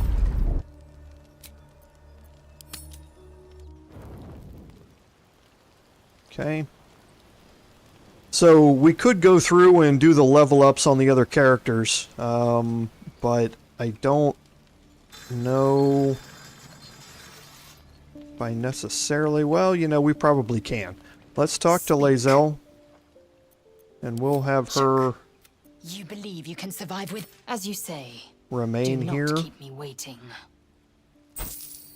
And we'll go pick up Will. The nights have been restless, but you don't look any worse the wear. Holding steady?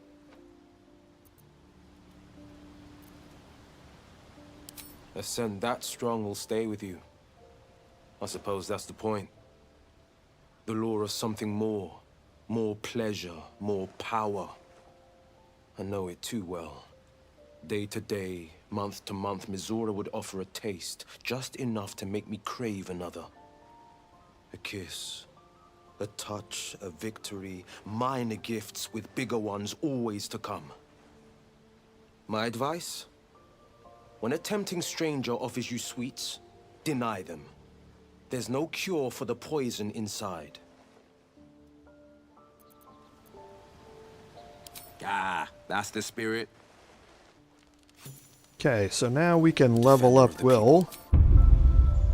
And from level 5, or level 4 to level 5 Warlock, you get to choose another Eldritch invocation. Remember when we, during character selection, or I guess during the first level up, I think at level 3, we got to choose one more invocation.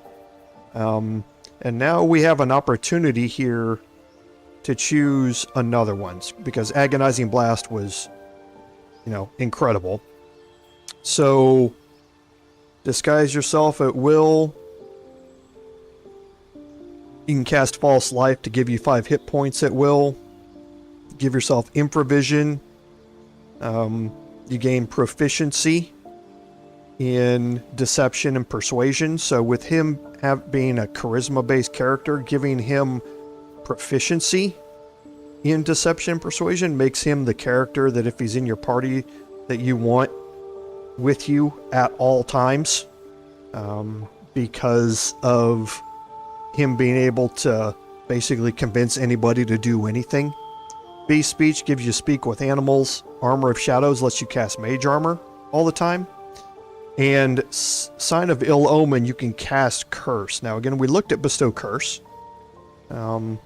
This is a level 3 spell, which you would be able to have, or be able to take much earlier.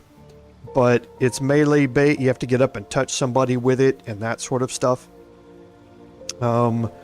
So, Thief of 5 Fates is once per long rest you can cast Bane using a Warlock spell slot. So, basically, being able to cast Bane once per long rest, even though you don't have access to that spell, could be, you know, pretty important, because Bane is a really important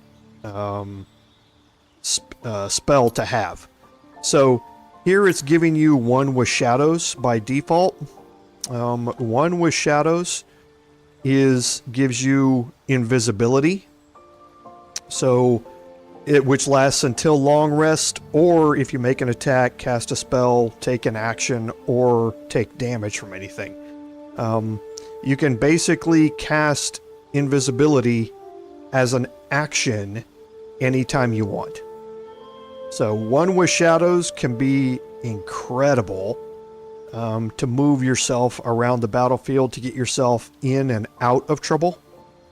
So that's the one that I think is one of the most important ones to take. So, but you also do get another spell, and you have access to level 3 spells. So again, Hunger of Hadar is interesting. We learned about Arms of Hadar earlier. This is basically a AoE version of it that you can cast from a long way away. Inside of that sphere, creatures take 2d6 cold damage every turn, and if they end their turn in it, then they can possibly take another 2d6 acid damage. So if you cast Hunger of Hadar on an area, and then somebody also casts Hypnotic Pattern or something like that to keep them in that area, it can be incredibly damaging. That's 4d6 per turn of damage inside of that. So everything else is the same level 3 spells that we're used to. So, but again, I think instead, oh, they're both really good. But I think Fireball is just a end all, end all, be all for it. So now we can swap out any of our previous spells here. Why do we have 2 Clouds of Daggers in here?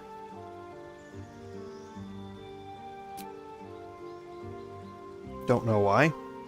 So for level 2, Shatter is always really nice to have.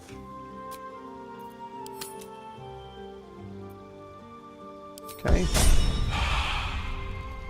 But now we will No time to rest. talk to Will. Another triumph. Could any have doubted? The frontiers are no longer mine to tame alone, friend. They bend for us both. Hail and hail again. And remove him from the party.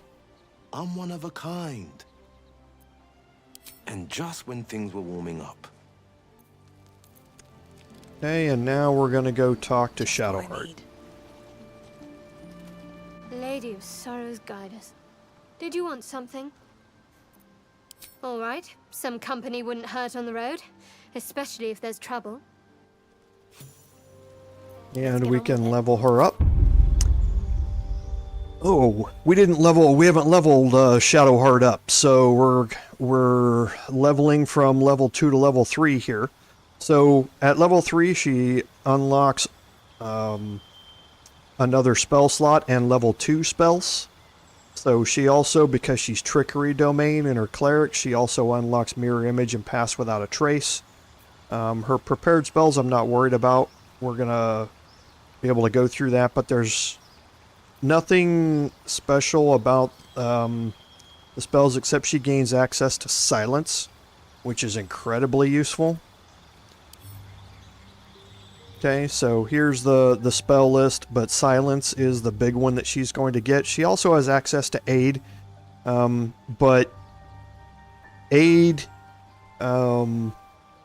is a before combat type thing. It increases your spell points by, or you add 5 or increase their hit point maximum by 5 until long rest. So you cast Aid before you start adventuring from the day. And then Prayer of Healing. This can only be used outside of combat. So this is your next healing spell, but it's not an inside combat spell. Okay. So now we'll level her up again from 3 to 4. So she gets another level 2 spell slot. She can pick a cantrip between Thaumaturgy or Light, and we talked about this a little bit, but Thaumaturgy allows you to get advantage on intimidation and performance checks, so a conversational type thing. It's a cantrip, so when you're in conversation with her, it's going to pop up down at the bottom like Guidance does. If you have an intimidation or performance check that you can use. Otherwise, Light, basically you cast it and that target is illuminated. They can make a dex save to avoid it, but it's great for single target, going up to somebody who's in shadows and illuminating them. Now again, she has the ability, the new feat, and it defaults to ability improvement. So let's remove both of those. You can see that her wisdom is at 16. Everything else is an even number, so just bumping that up to give her wisdom 18 is the way that you normally want to go with her. And one more time from level 4 to level 5. So she again gets level 3 spell slots unlocked. She also gets Destroy Undead. So when you turn an undead creature, if you succeed in the turn, they also take 4d6 radiant damage. So it's just a straight upgrade to the turn undead class ability that she has to be able to cause damage at the same time she's doing it. So she unlocks all of the level 3 cleric spells. As her subclass feature, Bestow Curse, we already know this spell because this spell here becomes part of her subclass or subclass. She gains these two, Fear and Bestow Curse. She gets them for free as part of her Trickery Domain subclass. So that's great. You don't have to spend anything to get Bestow Curse. Or, more importantly, Fear, which can be incredibly useful. So looking at the spell list for level 3, we know about Animate Dead. Beacon of Hope is basically a 9-meter area that anybody in it, you are going to regain the maximum hit points possible whenever somebody casts a heal spell on you. And you gain advantage on wisdom saving throws and death saving throws. So it's kind of like a bubble effect that you cast on an area, and then you want your allies to fight from within that area. Because then anytime that they're standing in it and they get healed, they get the maximum heal possible. If they go down, they get advantage on their death saving throws while they're in it. So it's kind of like just an area that you want to create and then keep your characters in it and fight from that area. Daylight, we already learned about. Feign Death, Glyph of Warding. The level 3 healing spells, however, are Mass Healing Word and Revivify. Revivify is just like the spell, except you can cast it from 9 meters away. So you don't have to, and it's got a 9-meter radius, so you can basically cast it from quite a bit farther away than 9 meters, as long as they're inside the area. It revives a companion and they return to life with 1 hit point. A great spell to have for when characters go down. You can bring them back to life without having to use a Revivify scroll and without having to walk up next to that character to cast Revivify from the scroll. But Mass Healing Word is, it heals up to 6 creatures for 1d4 plus 4 healing inside an 18-meter radius.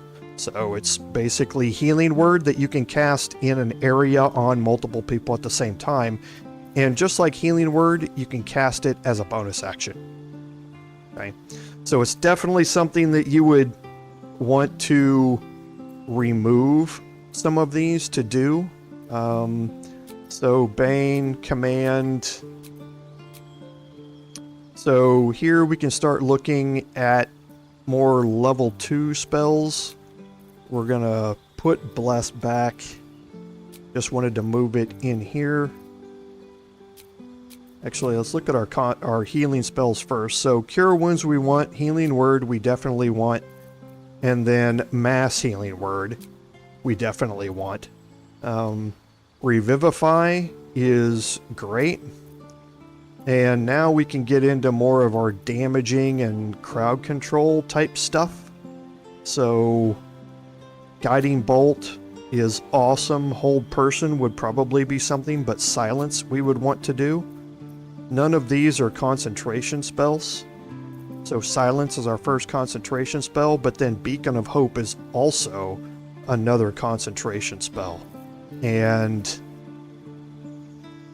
I think that would be a way that we would kind of prepare her. So she can cast Beacon of Hope. Anybody that stands in it, she can cast Mass Healing Word on, and they're going to get 8 points of healing. They're never going to get 5 because they get the maximum. Okay. So what else?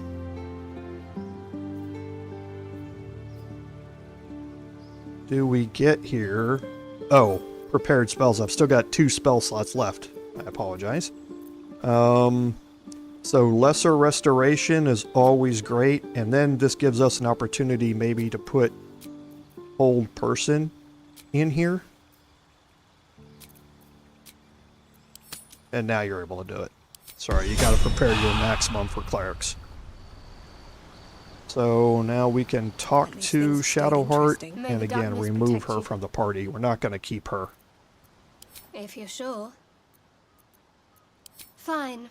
I'll be here whenever you rediscover your taste in company. Okay, and now we can bring Lae'zel Always makes my day better. back into the party. Speak. It is done. And we can move into our traveler's chest and pick up 40. So, 6, 18, 24, 30.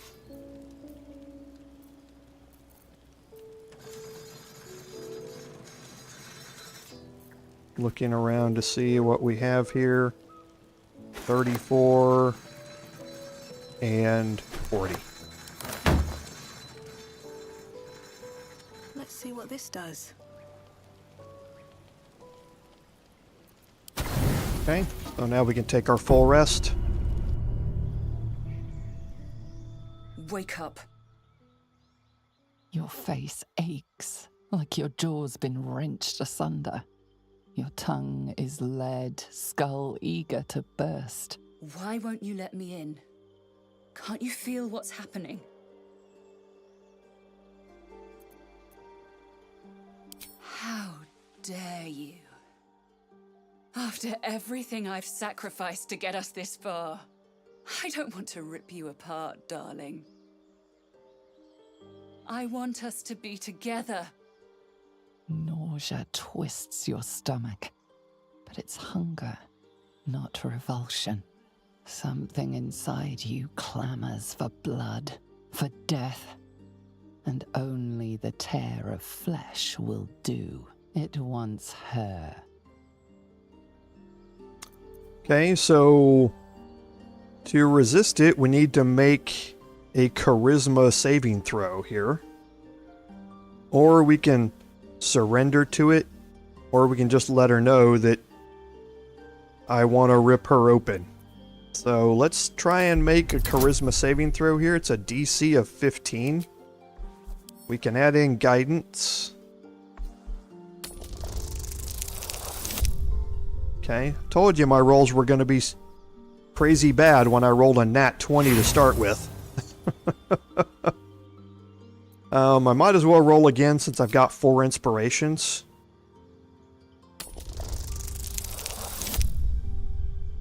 Okay. So I'll use 1 more inspiration on this and then that's it.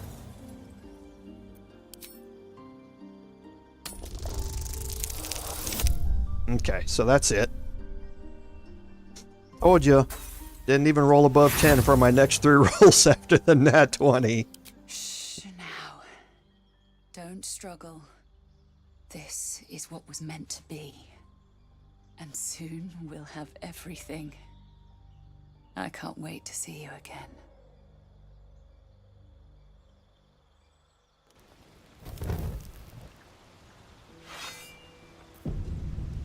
Okay. So Astarion wants to talk here.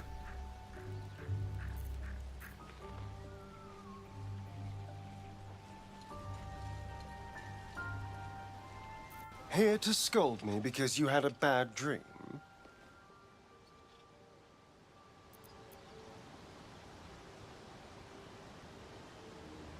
Of course not.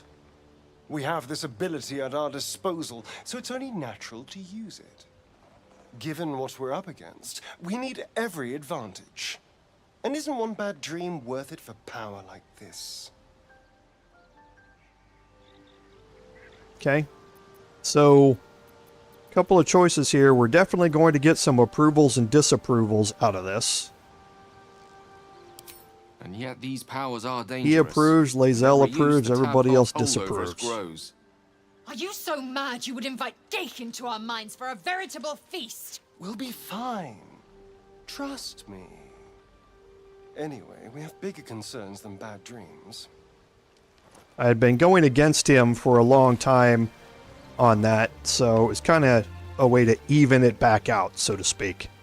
So we can talk to Shadowheart and see if she has anything to say. Shah's blessings upon you. Okay, so nothing else there. Gale. How can I help? Nothing new. Will. Well met. Nothing new. And Lae'zel. speak. And nothing new. Okay. So we're gonna go into our inventories here and going to put on the Ever-Seeing Eye.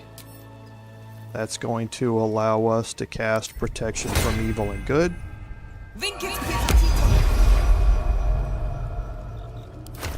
And now we can take that off.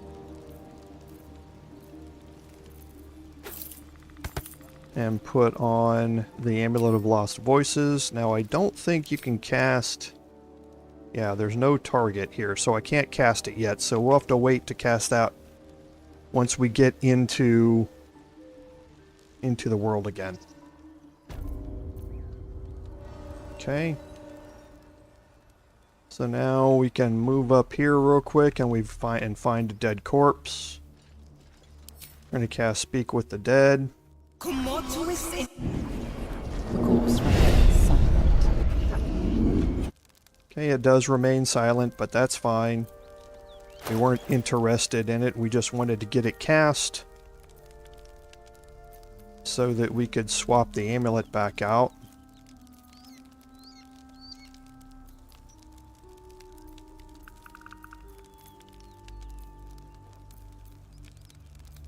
And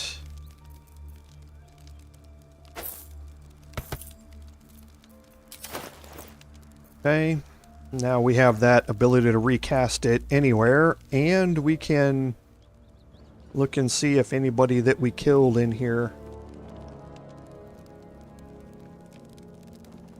we can cast it on. Doesn't look like it. Okay. So, now we're going to head back out this way. Now, a couple of ways we can go. We can make our way up here into this area. Okay, or we can make our way down here. And we're first going to head this way. And we're going to take it slow. Okay, we did find the dirt mound.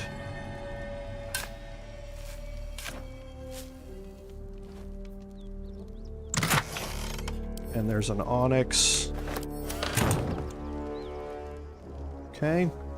Now if we make our way here, we can climb up this way, which takes us up here into this same area. Or we have this cave here. And for us, we're going to want to go in through this cave. Alright, now it's given us a quick save, which you will definitely want to do. Might be useful. Okay, so we've picked up some rum. We have a wooden crate we can search. Alright, and we want to send that rum to camp. And now we're going to split the group. I'm going to take Astarion up here, and you're going to jump him just barely across.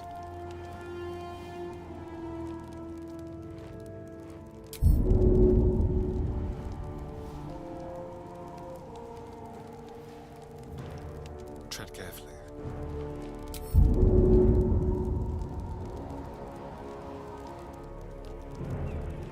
Trying to see if we can get a spot where he can jump over there.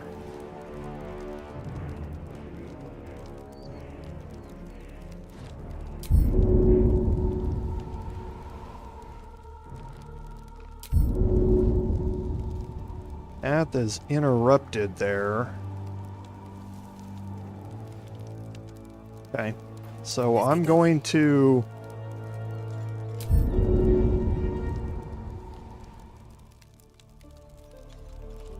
take Action, not Lae'zel and jump her over there.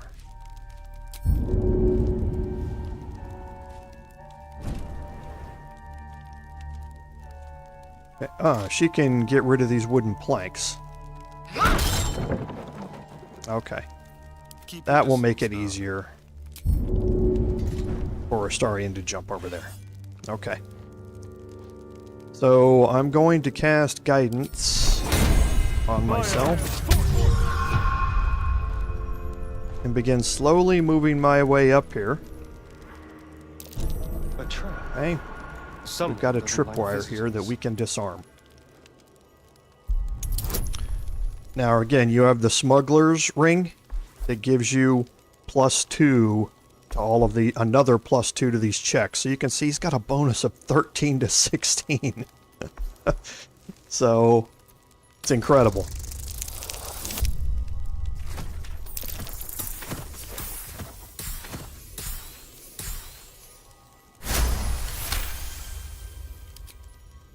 Okay, and then if you're paying close attention,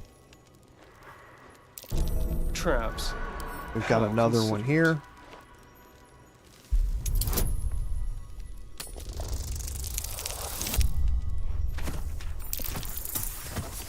It's going to be a big number. 32. Wow. Okay. And now we can do some quick searching with him.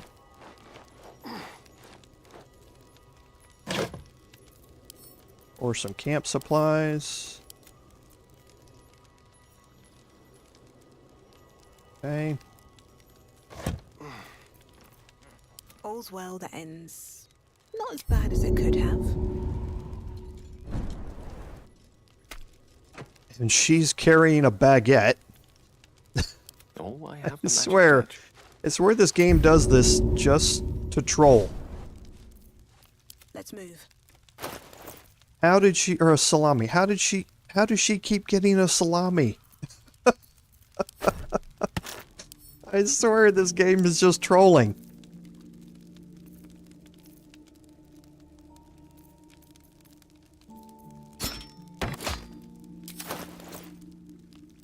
Alright, so now I can group everybody back up, now that the traps are disarmed.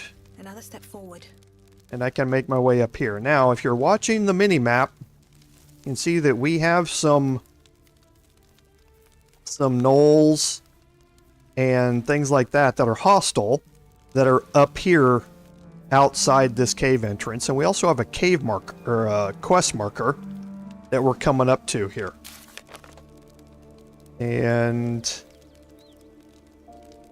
that's for find the missing shipment.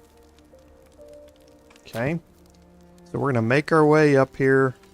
Holding Alt, we have a backpack we can search for some gold.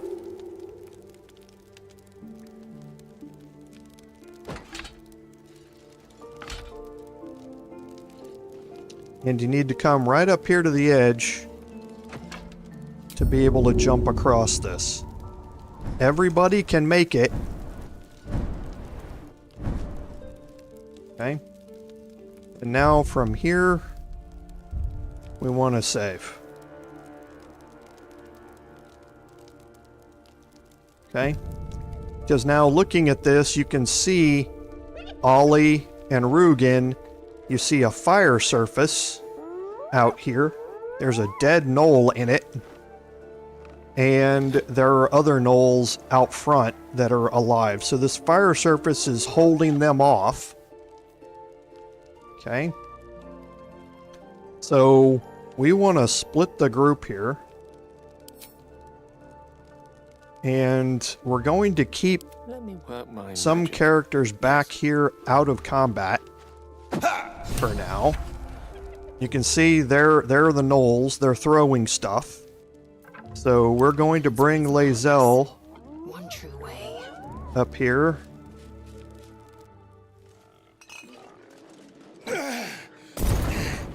Who the hell's... Get over here and help! If we don't deal with them gnolls, none of us are getting out of here alive.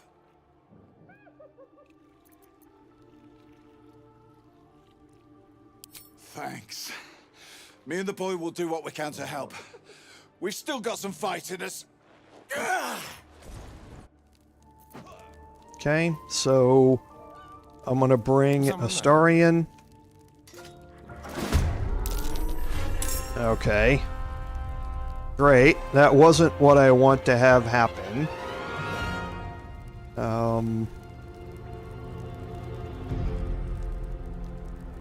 I don't know if this is glitched out or not now. Because... oh boy. They are all gonna go right through it.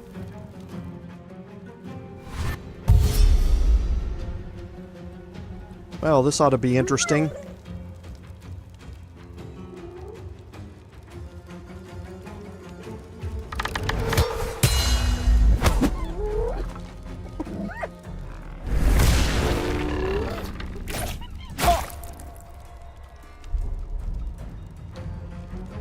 Okay.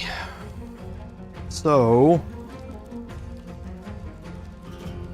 yeah, this is... normally you want to get your characters positioned a little better. And I normally position Astarion up here. I have Lae'zel out here.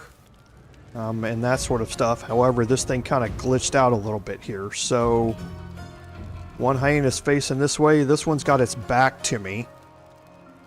So, I can probably hide here. Let's have a little fun. Nope. I think that's because Rugan is looking at me, so it's not going to let me hide when he's looking at me. So I'll just try a ranged attack here. Great. So we're going to dash. We're going to come up here. Actually, I didn't want to dash. That was a horrible turn all the way around.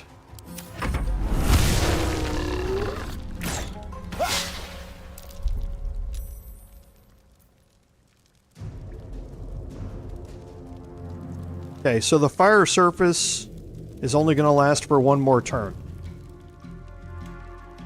So we definitely want to make sure that we're Another step forward. Doing something about that.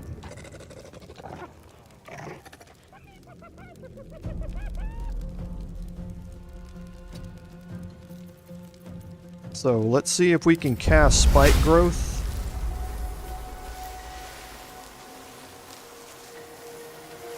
Okay, so the fire surface is not going to last here, but we're not going to be able to do anything until it goes away. Otherwise, we're going to be casting Spike Growth on our allies.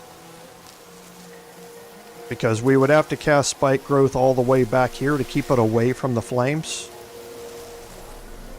And that's going to put both of our allies in it.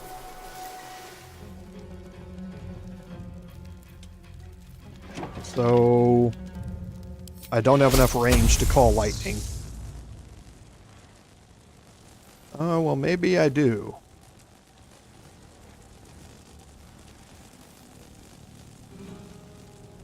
I can call it out to here and get two of them.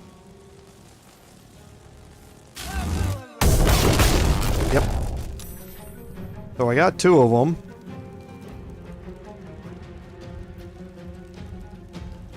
And... still have my bonus action, so now I'm going to wild shape.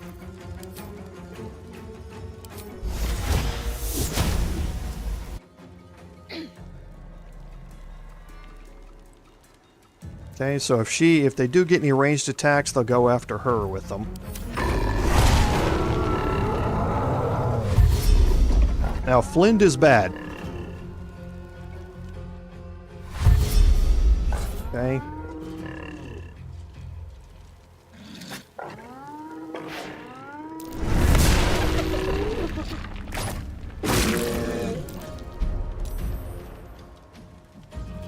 Okay, so for Gale,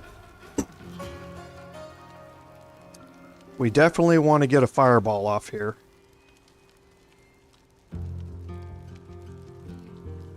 Rook to Queen 6. We want to have him go around this way to do it. Nope, not that.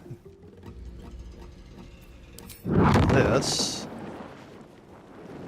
Ah, okay.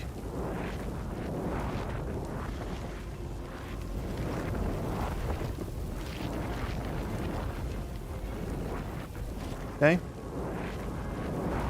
So he can cast it all the way back to here. I want to make sure I get this other hyena here, but I don't want to get Olly with it.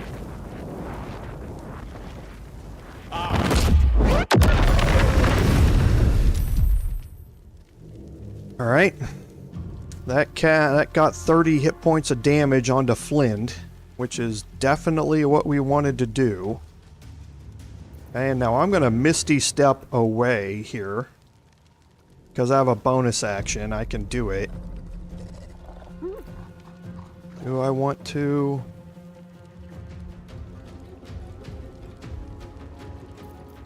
No, I think he'll be okay there.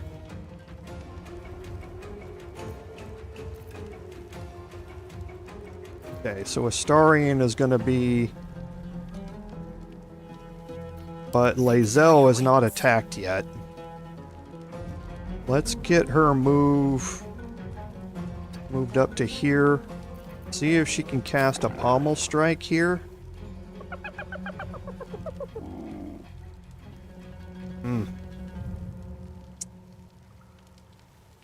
Actually, I think what I want to do is just take the attack of opportunity.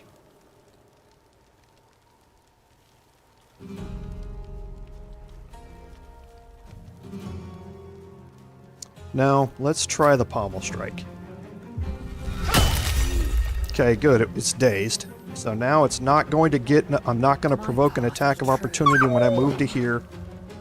And it died from the fire damage, the flame it was under. So now I'm going to cast... or get a menacing attack. Okay, and now look. I have extra attacks that have now popped up. I'm not using Action Surge. This is just my extra attack. Okay? Got a 50-50 shot for 4 hit points here. I like how they've done that. So with menacing attack, it's still 50-50.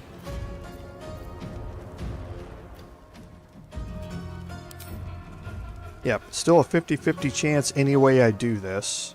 Doesn't matter which one it is. Yep. So if I hit, he dies. Alright. Nice. Okay, so that removed the most dangerous character from the battlefield. Right there. Now I'm going to move her up because I want her to soak up the damage here and not Olly and Rugan. I want to try and keep them alive if at all possible here.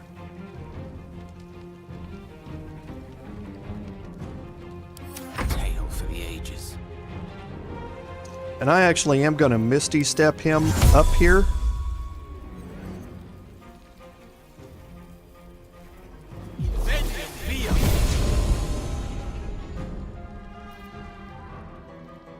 Okay.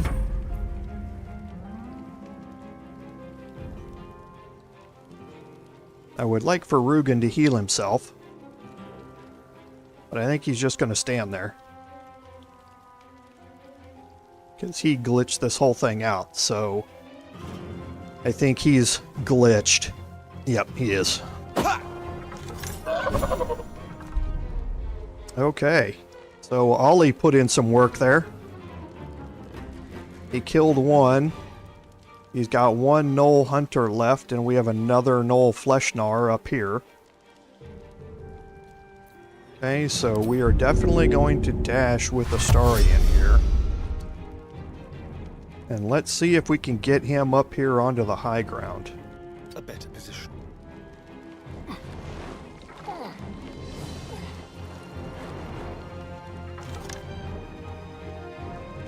Still got plenty of movement, so let's put him here and see if he can hide here. He can. Great. So let's see if I can get a sneak attack ranged out here. Perfect. Outstanding.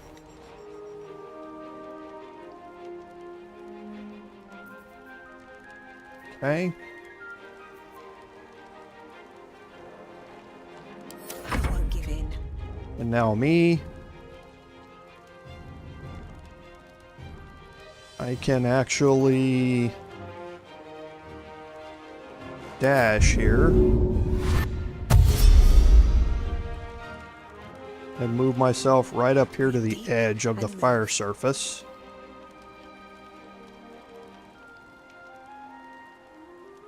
Okay, now can I jump across?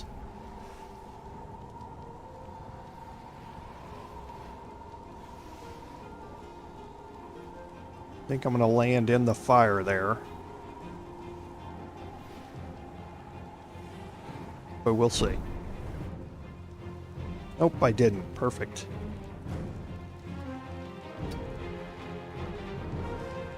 Okay, so I can't get close enough to make an attack, but I can maybe soak up some of the damage so it doesn't go toward Olly or somebody like that. Swift and lethal. Okay, and now Lae'zel can jump all the way up here.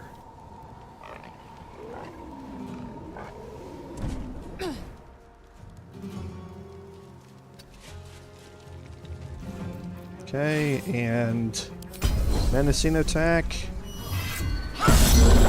Ouch, perfect. That might be worth a look. Okay, so let's wait for these flames to die out. And while we're up here, I can dismiss my wild shape. Eager for battle. Lae'zel can search this knoll here. Nothing. Objective noted.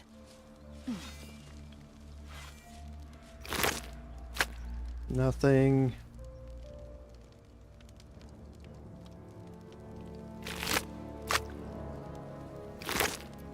Okay, an arrow of acid for Astarion.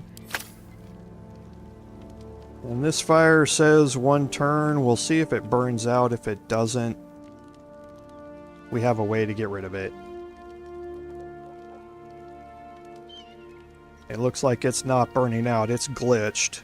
Lost in thought. And oh, it might be just a visual bug, because Olly just walked right through it. Still alive. So Let's that's see if progress. it is. Quickly then. Okay, it might just be a visual bug then. What to do?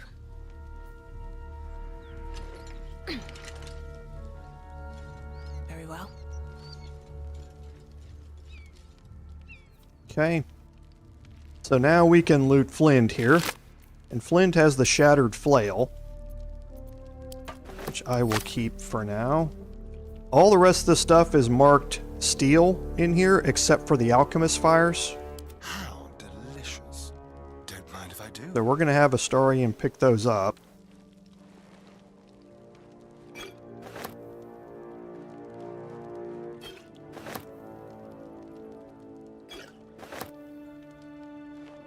Okay, and you can see that there's a Caravan Strongbox here. It's marked as steel, and it is locked.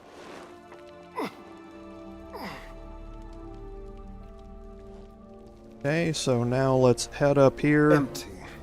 We can do some quick searching through these. So, Reinmar, have I tried the new Jedi game? I assume you mean Jedi Survivor? The sequel to the last version with Cal Kestis in it. I have not played it. I've been quite busy playing a few other things, so I haven't gotten around to it. Unfortunately, I got onto some very addictive things right now, so I haven't been able to check it out. But yeah, I certainly plan on it.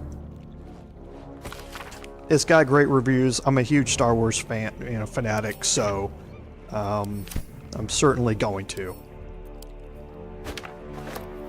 Okay, so now I'm going to move Astarion up here and search this chest and a couple of these sacks. And then I have to jump over here because there's a chest, but look real close. There's a tripwire here. Okay, so I'm going to cast guidance on myself. I'm going to jump over to here. Oh dear. And then Someone's left a disarm trap this. for us.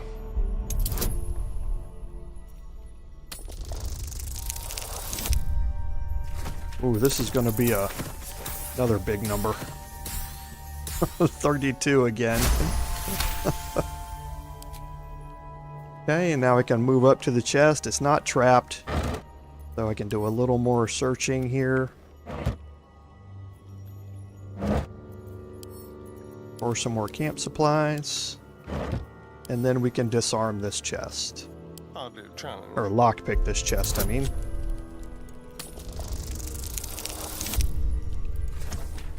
Well, even with a 2, I'm guaranteed to pass it.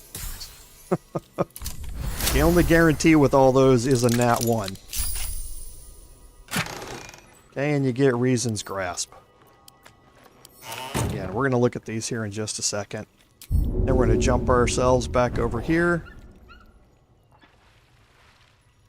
We can make our way over here. And I think I've been through this before.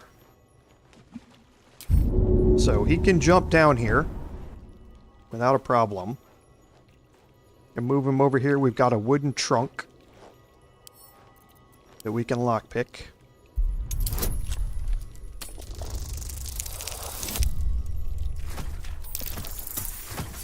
So Reinmar, have you played Jedi Survivor?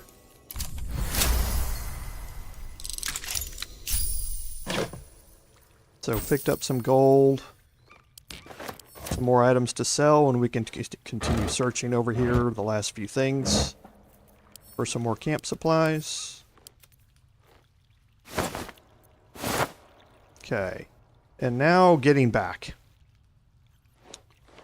So, believe you can move all the way out here, and there's one spot you can jump to. Yep. Okay, so now let's bring everybody back down here. Direct me. All right. What now? Yeah, see, that's what I'd get into. I'd spend the next 5 days not wanting to go to work, or anything like that. And yeah, it'd be a thing. It'd be a whole thing. So, yeah, they say it's fairly graphic intensive in some parts. They said especially during some of the lightsaber combat, it can get a little stuttery. So I was interested about that. So let's go ahead and talk to Rugan here. Thank the gods that's over. Wish you'd been with us when the beasts attacked on the road. Might have been more survivors. I don't suppose you saw any of my crew alive out there. This whole journey's been one grim sight after another. Gnolls, goblins, drow. Risen Road's more dangerous than ever. You're the first friendly face we've seen since Eltergard. We're bound for Baldur's Gate. Got some cargo to deliver. But we've a stop to make along the way. Waukeen's Rest. It's just up the road. I'd be enjoying a mug of ale right now if those beasts hadn't jumped us. Listen, you look like you know how to handle yourself. You should meet my associates. We've got our own drinking spot by the tavern. Invitation only. Tell the fellow on the door. Little Serpent, Long Shadow. He'll take good care of you. Rugan! It's fine. We'd be dead if they hadn't shown up. A little hospitality won't do any harm. Okay. Aye, the whole reason we're in this mess. Trinkets for some rich tosser in Baldur's Gate. He gets his shiny baubles. We get a handful of Tarenths. Tarenths are the currency So we of did the succeed. Zhentarim, a network of merchants and mercenaries with few scruples. You know who we are. Very clever. And you probably also know it's not smart to interfere with Zhent business. This is the point when a clever lass like you accepts my gratitude and walks away.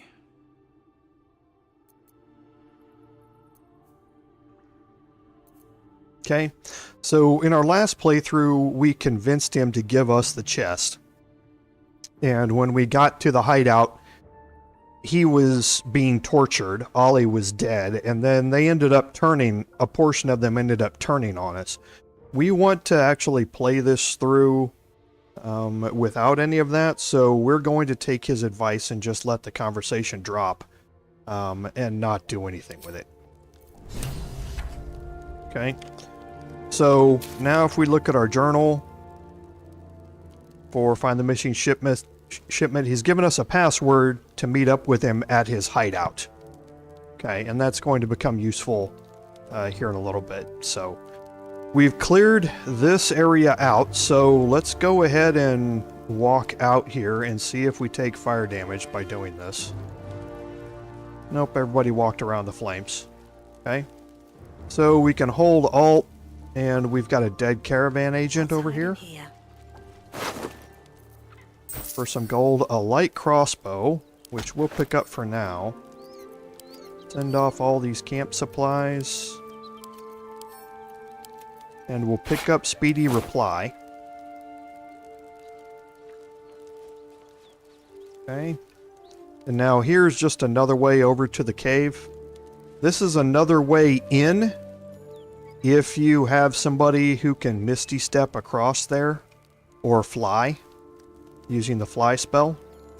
But, like I say, coming in the back way, as long as you have somebody who's able to pick the traps, you're fine. Okay. That's the symbol of the Absolute. So that's the symbol of the Absolute, marked in blood. Yes, it is. We can pick up the spear here. We can search the Gnoll, but the Gnolls never have anything on them. Now we can continue on down this way and continue opening up the map. We've been this way before. Down here. Which gave us the option to climb up here. So now we're just holding Alt periodically, moving, and opening up portions of the map. Now here's where we were in the fight with the Gnolls. Okay, so now we kind of know where we are.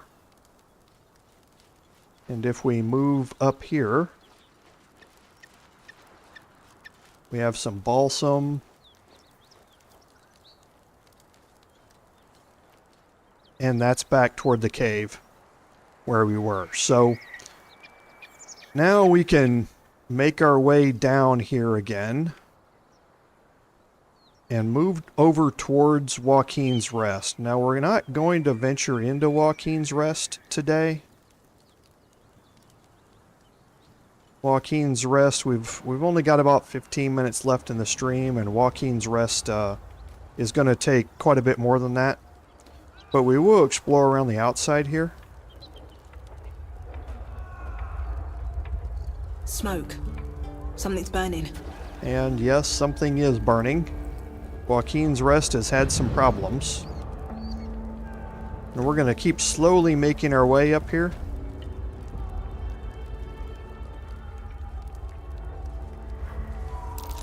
Okay, and there is a perception check on the jagged rock we made, so we can move it out of the way. Inside the rocky crevice, we have some parchment, which we can read. Okay. Black silhouette of a winged serpent marks the top of this page. Okay. So, again, it's another Harper's stash. And again, like I mentioned at the start, one more thing that is referenced from the game in the Dungeons and Dragons movie. The Harpers play a very central role in that. But this is a Harper stash that we can take. We don't need any of these things. We will send it all to Gale, though, because he's going to be able to sell it.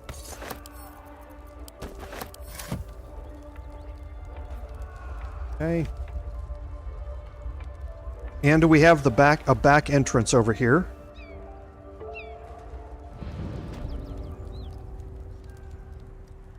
Okay, so we're gonna head back out to the Risen Road. We have the main entrance to Waukeen's Rest through here. Okay, we're gonna kind of skirt that. We will do a quick save.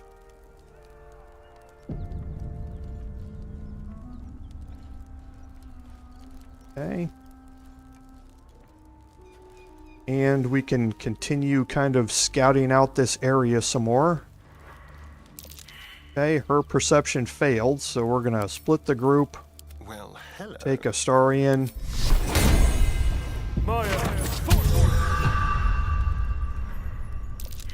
And he failed it. So now we'll cast it on Gale. You had my attention. The path less traveled. And he That's found it. curious.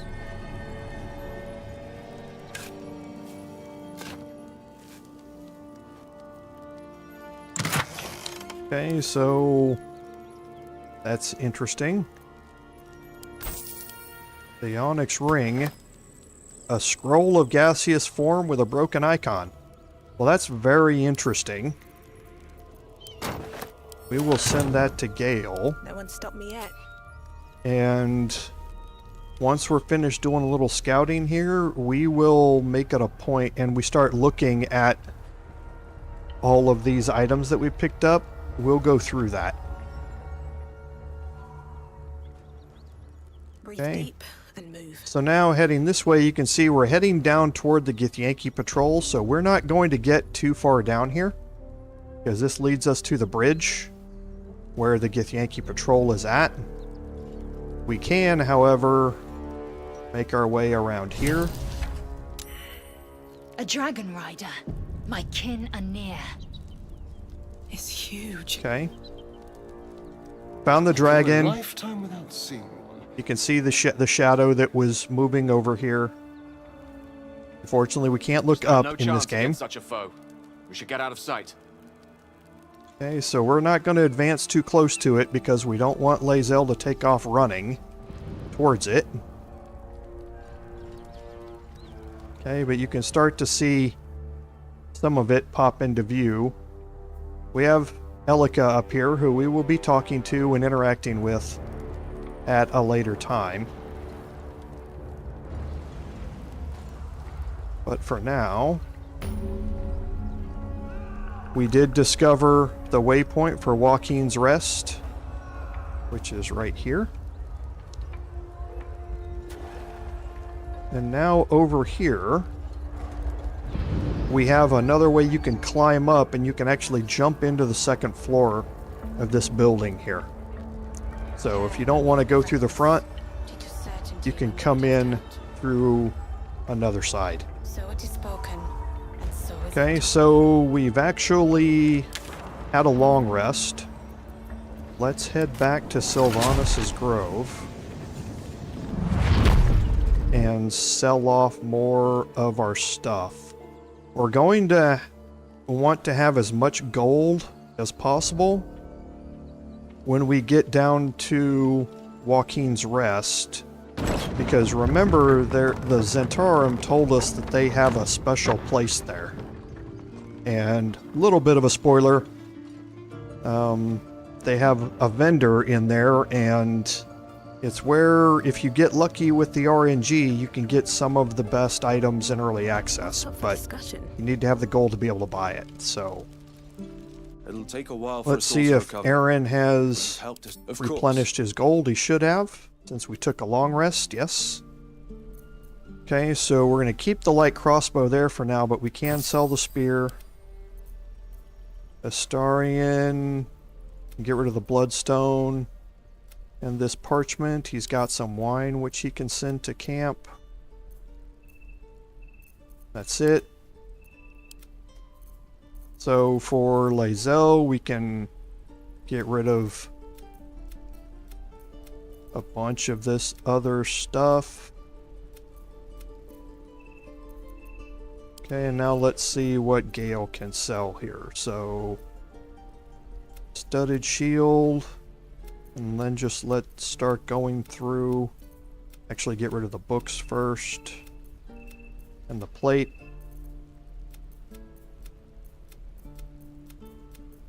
And start selling off as much as he possibly can.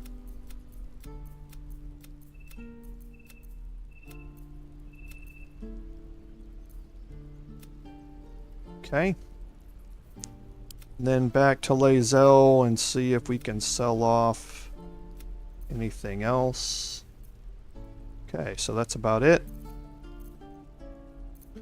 And again, nothing else that we want to buy off of him. So we're now finished. Balance. And let's head back to Waukeen's Rest, and we will go through our inventory, and then we'll end the stream here. So we're definitely going to head into Waukeen's Rest at the start of next stream. But first, let's go through our inventory here. And the first thing is, let's look at our spell book, because Gale has picked up some spells in scroll form, and we can see if we can learn those. So Color Spray we have 2 of, Melf's Acid Arrow we have 2 of, Gaseous Form, so he can learn the spell Gaseous Form here. It's a level 3 spell that we didn't have access to earlier. Looks like the icons broke. I'm not entirely sure if they were meaning to have level 3 spells in scroll form in the game yet, and that's why this doesn't have an icon. But you can, because you're only allowed to pick up or learn so many spells when you level up, you can find them as scrolls and learn them if you're a wizard. That does not work for warlocks. It only works for wizards, and it doesn't work for anybody else who has the wizard spell casting tree, for instance, like rogues that have chosen to be or have chosen a magic path or anything like that. It only works for wizards. So in this case, there's nothing else that I think I want to have around. Gaseous Form would be nice, but the only place that we would use it in early access that I'm aware of, I already have another way to go about doing it, I'm pretty sure. So we'll keep that on us right now, just in case. So going back to our inventory, we can move a bunch of this gold. So we have almost 10,000 gold, and that 10,000 gold weighs quite a bit. It weighs 9 3/4 pounds. So you normally don't carry a lot of gold on you. Let's actually move a bunch of these spells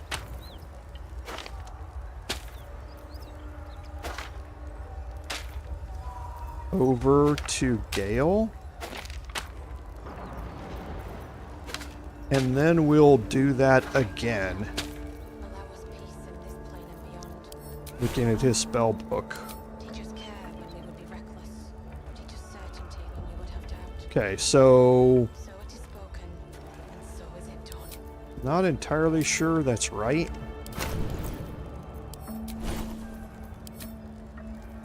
Okay, it is. He's not able to... Did I move those to the wrong person?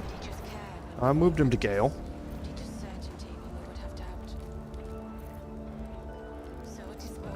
Okay. He must just already have them learned. So... Scroll of Chill Touch. Whoops. He just must already have those all learned. Okay, yeah, because he's already got Chill Touch. So, and he's not able to learn the cleric spells, evidently. I think that was broken in the last patch, in that you could learn cleric spells previously. So I think that was broken. So, light crossbow is 1d8 plus 2. The longbow is 1d8 plus 2. The light crossbow plus 1 is 1d8 plus 3. So it's 1d8 plus 4 for me. So looks like we don't need this light crossbow. So we'll be able to sell it off. I will keep the scrolls though, so let's move all of these scrolls up a bit.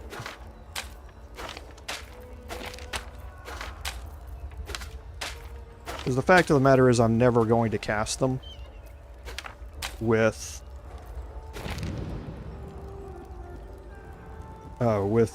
my druid. This is no guarantee that I'll cast them with Gale, but there's a better chance. So this arrow of cold needs to be here. Now we can put the scroll of revivify. Whoops, the scroll of summon Quasit can go in here, and then the rest of this is. Whoops, we have the scroll here.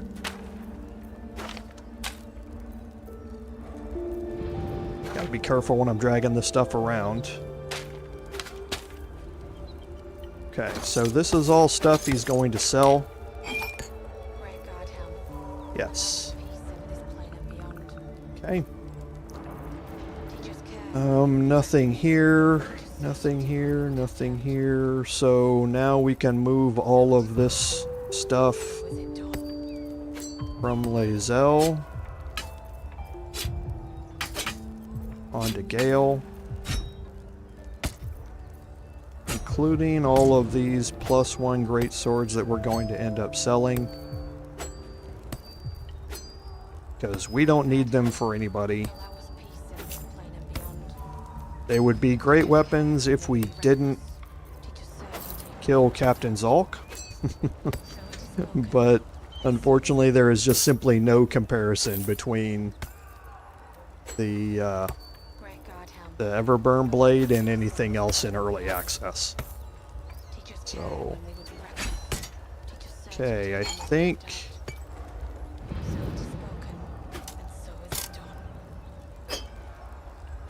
that gets us where we need. And now just a little inventory cleanup here. We can probably get rid of these caustic bulbs. We don't need those anymore. We're going to keep the void bulbs.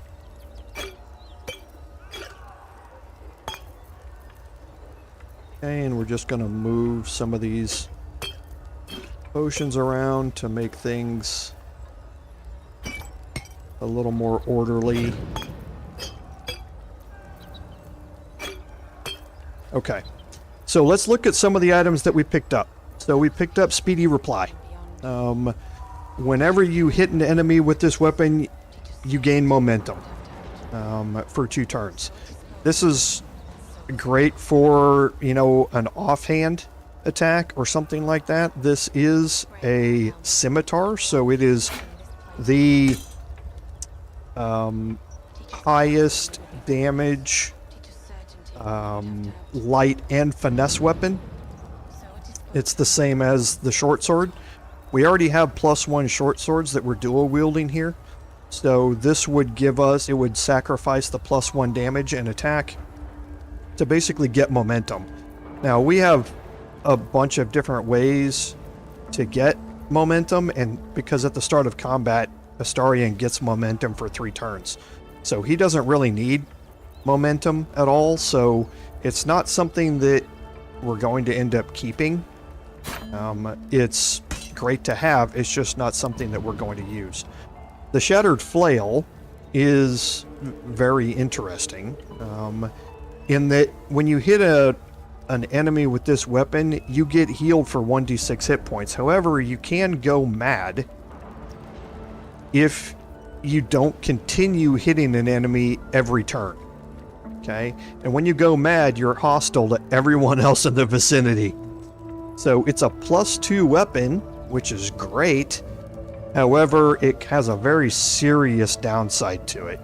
I've actually never seen this proc out of all the times I've used it, but I don't want to take the chance that it's going to proc either. We also picked up Reason's Grasp. This is a barbarian-specific apparel, in that you can, whenever you choose to end your rage, not when it runs out, but when you choose to end it, you gain 15 temporary hit points. It's a great barbarian item, we just don't have any use for it. Okay. So, looking some more around here, I think this will clean things up as much as we want for now. We do have a potion of vitality that I keep forgetting about, which we will use at some point. Okay, and the rest of it is fairly innocuous stuff. We do have another antidote here. I'm not entirely sure why that's not. And then this we can move over here. Okay, now the 2 keys. Toll Collector's key, we don't need anymore. Tea House key, we obviously don't need anymore. So we've got a couple of our wyvern poisons here. And the void bulb. Okay, and I think that gets us back to where we need to be.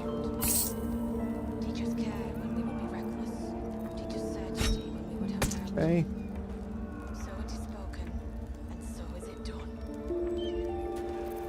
And might as well swap those out. And move those over here to Gale. Okay. So I think that brings us up to date on everything that we had picked up. We definitely are going to want to take advantage of the Rain Dancer staff, so keep that with you and available as you're getting ready to go through the upcoming parts here, because it is going to become very useful here. We held on to Cannon's handkerchief. I wanted to see if that was useful, because as to find his sister. It's one of those little tiny items that doesn't do anything in early access, but you never know if it's going to do anything in the full version type thing. So I was keeping it around, but I can just send it to the camp. I don't need to carry it around anymore. Okay. And I think that cleans everything up. So all right, so I think that gets... Oh, and last thing we didn't look at was the Sword of Justice. So the Sword of Justice is great.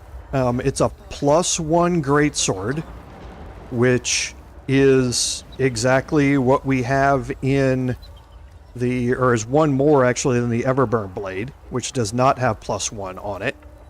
It also has the ability to cast Tears Protection. Tears Protection is basically a +2 armor class that is a concentration based, and it lasts until your long rest. So you can use this to up your armor class by 2 by casting Shield of Faith basically before you go into combat. If you get hit and you can't save the concentration save, then it's going to drop, but it gives you that armor class to keep you from getting hit. So it's a great sword. Not just a great sword, no pun intended. But it does not have the damage output that Lae'zel does, or that the Everburn Blade does. So if you look at it right here and compare it now, you can see that it's 7 to 17, where the Everburn Blade is 7 to 20. Okay. And the other thing about it is, what's good about it is it's a great non-flaming backup weapon. It is the best non-flaming backup weapon, actually, that you have in early access. So if you want to go into a combat where you do not want to have a flaming sword catching stuff on fire, then the Sword of Justice is a great backup. So, and we're keeping this reinforced greatsword for the Masterwork weapon quest that we're going to have later on. So, I think with that, we are going to get us a new save here. And we are going to end the stream there and pick up next week with going through Waukeen's Rest. So Waukeen's Rest has some good stuff in it. Up to patch 8, portions of it were incredibly buggy. So we're going to be saving And if the bugs are still there in patch 9, then we might see us do a save and reload if it actually bugs out again. But we'll see if they fixed any of that in early access or not. So we'll take a look through it, and then we might actually head over, now that we're level 5, we might actually head over and do the Githyanki Patrol encounter. We don't have to leave it until the end to try and level up to level 4 anymore. We can do that now and see how well that goes. And it's not going to be pretty. There's a lot of RNG involved in portions of it, but it can be very, very interesting. So with that, again, I think I'd like to thank everyone for joining me today. Thanks for all your comments in the chat. I certainly appreciate it. Without your support, none of this would be possible. So this is Commander Jorval saying, until next time, fare thee well.